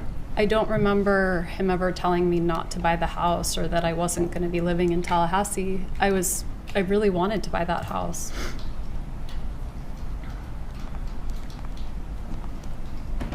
Do you remember, after all the drama with the Skype, asking your mom, let's see if I can find it here, to help you work on the Skype thing because it was becoming a real problem between you and Mr. Markel? I honestly don't remember, but I see this email and I must have sent this. And then a few months later, in February of 14, Mr. Markel files a motion to enforce marital settlement agreements, and that we've touched on that already. That was alleging that you committed fraud on the court during the original settlement. Remember that? I do. I remember him saying that my attorney helped perpetrate a fraud. He did. He suggested that the court should send a strong message to you about your malfeasance by awarding him the entirety of the assets that he alleged were undisclosed. Do you remember that? I do. And did your mom view that filing? I don't remember. Isn't that the one she responded to? We need a plan of attack. We need to aggravate him the way he's trying to aggravate you. I remember we just looked at that. I just didn't remember what it was in response to. Okay. And did you respond to his allegations? I wouldn't. In court? In a court filing? We must have responded in a court filing to that, Okay. because if someone accuses you of fraud, at that point my attorney had to recuse herself because she had to become a witness in the case and to say that that didn't happen. And then I had to find a new attorney to represent me. Okay, and did you do a filing in response to his his counter motion to enforce the marital settlement agreement, alleging, and this is page 439 for court and counsel, that a vast majority of the former husband's motion contains allegations that are redundant, immaterial, impertinent, and scandalous. That sort of language, does that sound familiar? It doesn't actually sound familiar, but I would have responded in a motion, so I'm sure my attorney filed something. Did your mom move around this time? I don't think so. Do you remember your parents signing a lease at a place called the Continuum? My parents were spending some time there on the weekends, but they didn't move until 2015 when I was clerking for a judge at that time. All right, so they signed a lease to have sort of a weekend property. Was that in South Beach? Yes. Okay, and that does March of 14 sound right for that? I don't remember when they signed a lease there, but it's possible. Well, when you ultimately left Tallahassee, which we'll get to, did you go to live at the Continuum or at Coral Springs or somewhere else? In Miami at the Continuum. And do you know why they chose to move into the Continuum? I mean, this is about 3-4 months before the murder. My brother had a girlfriend that lived there, and he really liked the property, and he thought maybe my parents might like to retire there. So he was suggesting that they start trying someplace other than Coral Springs to retire. Yeah, we wanted to try and live in Miami. We'd heard about Miami. We'd heard about Miami from the Will Smith song, and he always made it sound nice. And we'd seen it on TV a number of times, so we thought, you know what? We've been in Coral Springs for a few decades now, and we think it might be time to try and live in Miami. You know what we need? An exclusive high-rise condo, for the mega rich, so that we can live in that while we are trying to live in Miami. Again, that jury of 12 over there that's listening to this shit, the Adelsons don't know how to talk to people like that. Finally, they brought in a legal team that was not Miami-based, that was supposed to be local, try to understand the inner hick of the jury members. But that didn't do anything, did it? I think they went too stupid. They were like, we've really got to dumb this down. You know what, Daniel? With Tallahassee jury, they're probably, can't play Scrabble. Do you know what I'm saying? The dog. Tin. Scrabble with 3-letter words is not fun.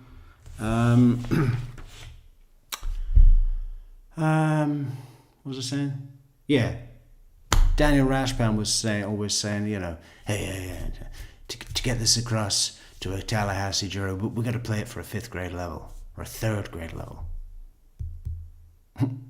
Best line out of that was when Charlie Adelson said, Dan said he should have made it for a 5th grade level, and actually he should have made it for a 3rd grade level or a 1 grade level. Isn't that beautiful? How in his action of calling people stupid, in an effort to demonstrate how stupid those people are and how simplified we need to make our arguments to them so that they are able to digest. Within that action, he uses a phrase like a 1 grade level. Poetry, baby, poetry. And did your mom add you as a resident to the continuum on May 16th of 2014? I don't remember that, but to the continuum, the apartment complex had very high security, and so it may have been that if you wanted someone to come and not be considered a guest, they had to be considered a resident. Okay, tab 95, please. And the question is, would you have been considered a resident as of May 16th of 2014? And I don't know, so you want me to see whether on this document I was added as a resident? Yes, ma'am. It looks like I was added and my brother were added. And God damn it. You see, KLK, that's what we need. The kind of blue sky thinking that you've just brought to the table. I can't believe I missed the goal. I mean, we've got 20 minutes left. Okay, I'm going to put a 20-minute goal for $500. That'll never work. That'll never work. We do need to create a goal. I wish you'd told me that sooner. I wish you'd told me that 3.5 hours ago. But that's okay. That's okay. So what is our goal going to be? God, there's just so many. There's just so many goals. I should let this play while I'm creating a goal. Thank you for your reminder, KLK. And then my other brother was the... Or shall I just call you Kelly? We all know that's your real name. But Kelly 6000 sounds great. Kelly 6000 sounds like the Kelly of the future, right? A very powerful Kelly. case of emergency, and it was in April of 2014. April of 2014. Okay, so about 3 months before the murder? Yes, And that was just so that you could come and go whenever you were visiting? that was my understanding. Do you recall a motion being filed by Dan Markell that we've referred to as the grandma motion? No, Did Dan Markell in March 26th of 2014 file a motion seeking to preclude your mother from having unsupervised contact with your kids? I don't remember him filing that motion, but it sounds like if it's a motion you have a name for, then it exists. And in that motion, do you recall, or does it refresh your memory, that he was saying, Grandma, that the boys were telling him, Grandma says you're stupid, Grandma says she hates you, and as a result, he was concerned about your mom alienating the kids or turning the kids against him? I remember hearing about this motion. Okay. And that is a motion that was never got to be heard, right? That was part of the motion to enforce the settlement agreement, But which was never heard which was never heard. because he was killed. Because, yes.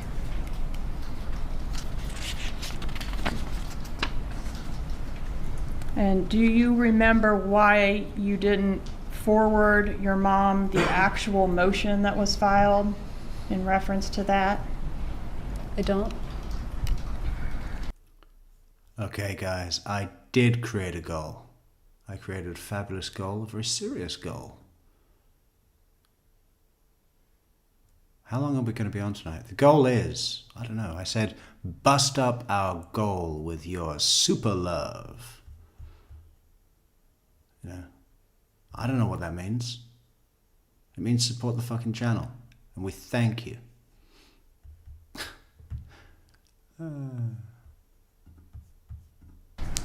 Okay, if you will check see if you can find tab 98 in the back there, please.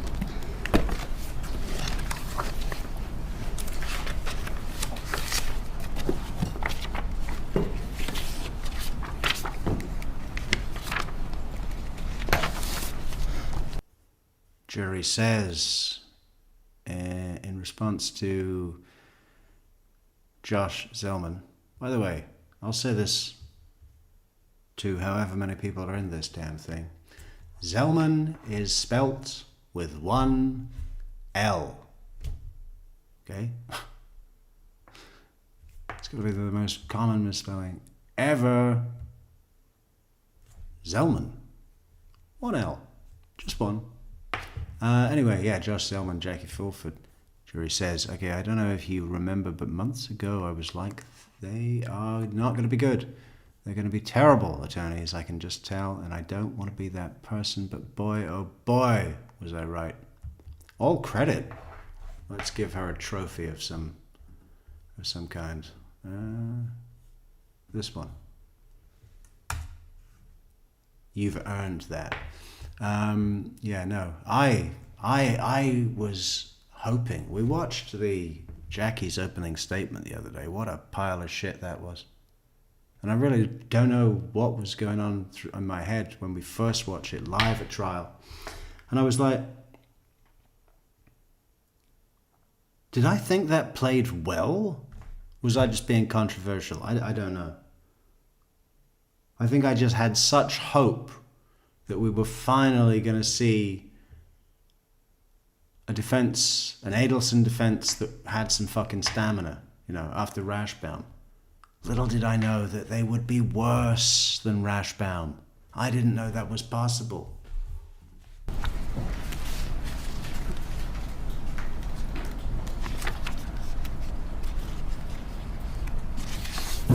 I have tab 98. Okay. Does it refresh your recollection as to the question, which is, where was your mom on the day that the relocation was filed, which for your reference was 3/26/14. So this email is from 3/25/14, and it looks like... Thank you, Kelly 6000. Kelly 6000 says, thank you, Metrix. You are brilliant. So casually brilliant. What does that mean? Casually brilliant. Like the kind of brilliant that if you saw it on a Wednesday, it wouldn't, be surprising. The kind of brilliance that you come to expect, right?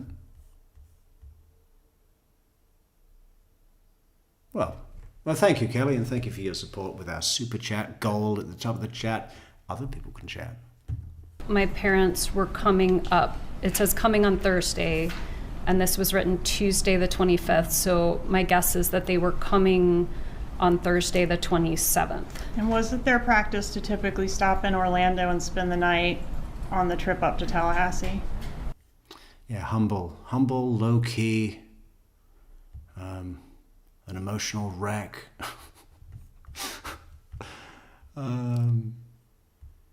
Yeah. Yeah, I mean, I don't know how you worked that out, humble, low-key. When I do things like correct people's grammar, it's just to provoke. I don't remember. Okay. The allegations that are laid out in Dan Markell's motion were sent to you in an email before the motion was ever filed. Do you remember that? I don't remember that, no. In Publishing 64AA, a December 16th, 2013 email. This email indicates that Dan Markell is going to be introducing a major issue, grandparental alienation.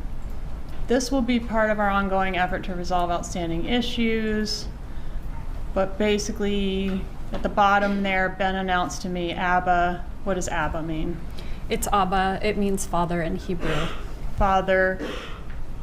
Grandma says you're stupid. Okay, and he details a couple, I think it's 3 different instances in which his boys have told him that Grandma, your mother, has told them that you're trying to take my sunshines away, she hates you, that sort of thing. Does this refresh your memory at all about those allegations? It does. Okay. And this email, you did forward this email to your mother. Do you recall that? I don't recall that, but it makes sense that I would have. And your mom responded to it, or someone responded to it, wow. Do you remember that? I was shown that email yesterday. Okay. And you forwarded that email not only to your mom, but to a total of 12 different people. Do you remember that? I remember being very surprised that he was trying to accuse a member of the Florida bar of fraud and going to all these lengths to avoid paying money that he owed me. Okay. And is that the reason why you sent it to the 12 people? It was pretty shocking what he was doing.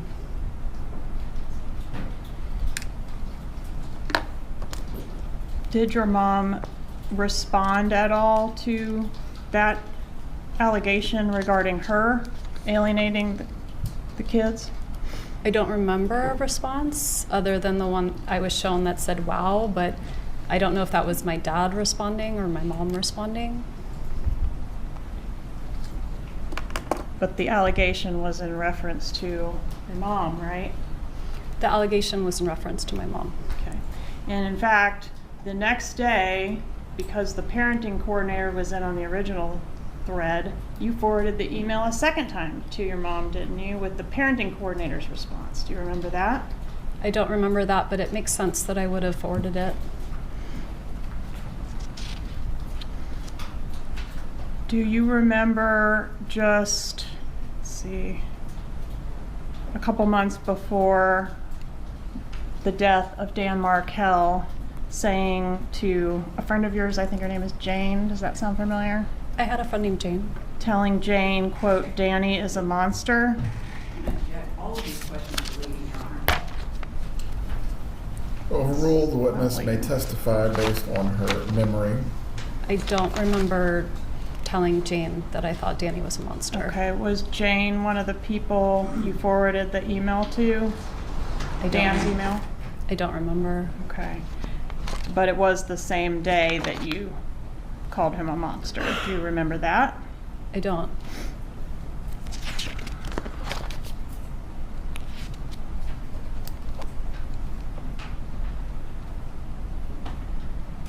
I want to talk a little bit about your brother, Charlie. Judge, I don't know if you're wanting a recess, this is a good time. It's getting a little tedious, I'm sure. Right here.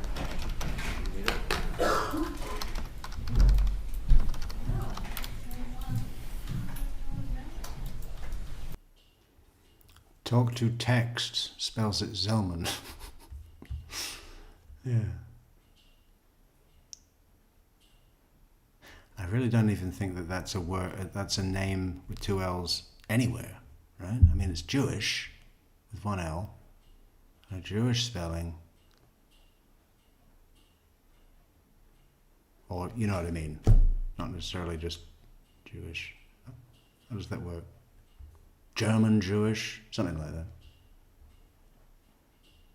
Anyway, it would never be spelled with two L's, and nowhere else would there be a variation of Zellman. Voice to text is so funny. Especially when our good friend, Mr. Pinto Peabody, Sally, writes. I think she's got some sort of, audible filter that makes her sound like a mad woman. One of my favorite games to play is reading messages from Sally, Mr. Pinto Peabody, and trying to, understand them, trying to work out what's behind the message as it's written, What did she mean this to say? And sometimes I get it, and sometimes I don't, right? And I'm sure at times I've deciphered it to be, confidently deciphered one of her messages to be, a completely made up thing, and then responded to something that didn't exist. which was interesting. I don't remember what it was exactly, the context, but that could go really wrong, huh? That could go so wrong. And who do we have to thank for that? We have talk to text that can't even spell Zellman. It's 6 letters. I love Georgia's good guy color choices for this exchange. What, the white knight? Yeah, I mean, this is the suit of George's that I have a duvet cover. You have to say duvet cover. That is half that pattern, exactly. It's inverted on the other side. There's one dark side, one light side. And her suit is the light side of my duvet cover, which I may take to a tailor, show them a couple of pictures, and say, make me this suit out of this. It's from IKEA, nothing special.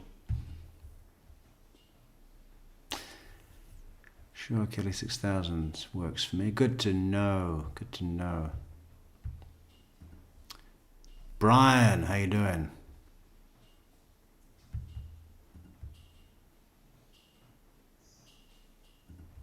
Zellman Funeral Home in Havre de Grace, Maryland Open. Yeah, I mean, they're probably using, that's probably not even a real business. That's a front.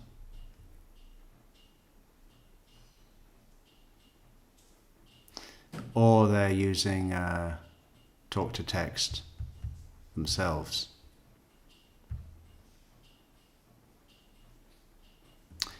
Zellman is 2 L's in The Sopranos. The Councilman. That's surprising.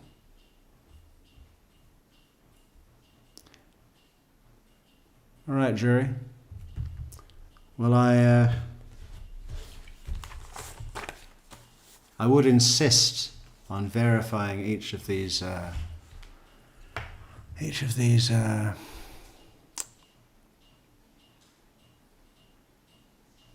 citations individually, but you know, I'll just trust you. I'll trust you. I'll lie down. I give up. I was wrong. You have proved me wrong.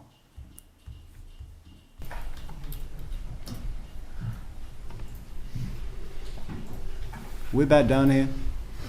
Are we?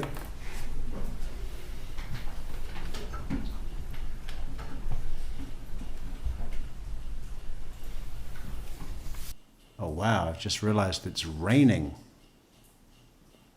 I haven't heard that in a long time. Yeah. Of course, I put my washing out to dry. First day it rains, great.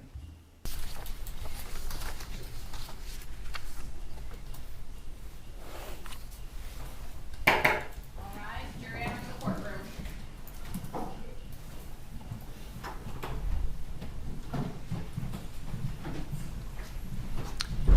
All rise, jury entering the courtroom. Damn it, I didn't even catch. Did anyone catch where this point is? Because we are at 4 hours. It's 7:30 a.m. And that is the perfect place to leave it if the jury are coming back in. Look at this pretty face. Definitely a better idea to tie the hair back. Then we don't have to put up with dark brown. Dark brown, or where's our friend Ben? Where's our good friend Ben? Boom. Okay, Ben's gonna play us out, guys. Ben's gonna play us out, and we'll be back. We'll be back tomorrow. Remember, if your name is Green, what was it? Apple, I closed the book on a bad page. We need to make something for Kiwi. We also needed to make something for Mix Green Alien. Need proof of beach, and charge card theory extends on other areas. That'll be coming out real soon. And that's enough for today. And there's something else. Well, you know, it's all coming. It's all coming. Come back, look at it again tomorrow with us here on True Crime Metrix. Thank you, everybody, for coming. Thank you to the people in chat for sending all those messages, all those ideas, those comments, those kind words.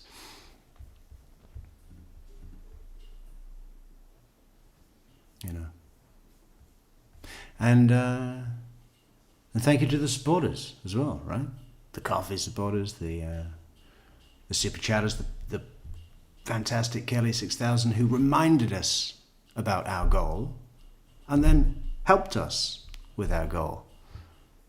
She gives and she gives and she gives. It's wonderful. And what else do we need to do? Moderators. Thank you, moderators. Thank you, fantastic Sally, fantastic Chauncey Myers, and shame we didn't get to see Michelle today, because I know everybody was anxiously awaiting her knowledge, her science, her experience about Wendy's hair. I think Donna's hair on this day was the best I'd seen it throughout trial. Yeah. Well, we'll be back continuing this as soon as we can. You know, we've got a lot to get through. I really want to get the fucking Adelson shit done and dusted, man. But there's a bunch. How am I supposed to walk away? How am I supposed to? And by the time I'm finished, Wendi will probably be arrested. I mean, I feel like we're just stuck on loop. Adelson loop. You know, I had about 10 minutes to make this live this morning. Well, yeah, I guess it is the morning. And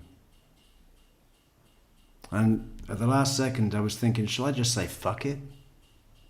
Shall I just say, fuck you, Wendi? Fuck you, Donna. I'm glad you're out of my life.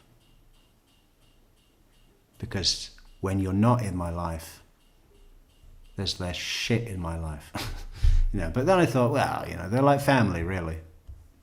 So we'll have to go back and listen to them and think about them and see what happens with them. And on it goes. But yeah, we're trying to get as much out as possible. Then we're coming back. Then we're getting back to who we really are, who you really are. You know, that's really going to cut between, what do you say? What do people say? It's going to cut, separate, you know. There's going to be a divide, isn't there? There's going to be the fakes that don't really care about justice, that only care about this case because they're obsessed and they need help. Those people are going to go away when we move on to our greener pastures. Then you've got your diehards. They're staying. And a bunch of new people will come.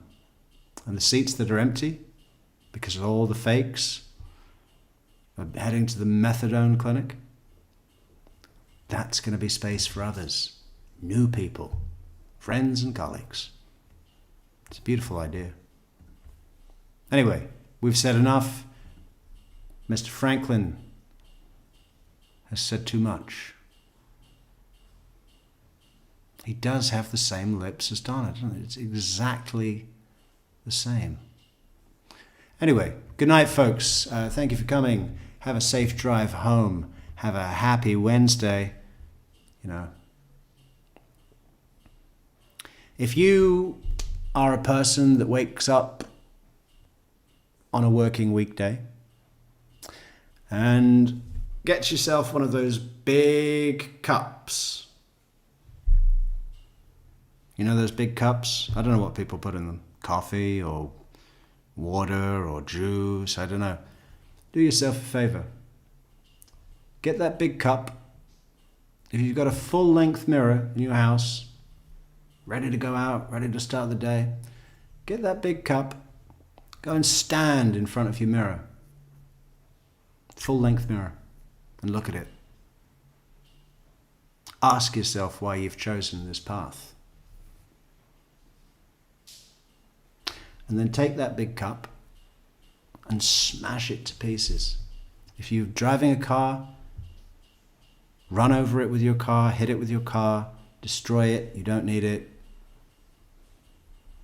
You are free. Be free. Be free. No big cups. No Yeti mugs. No more. No more. It's gone on too long. Let it go. Okay. See you later, guys. Bye.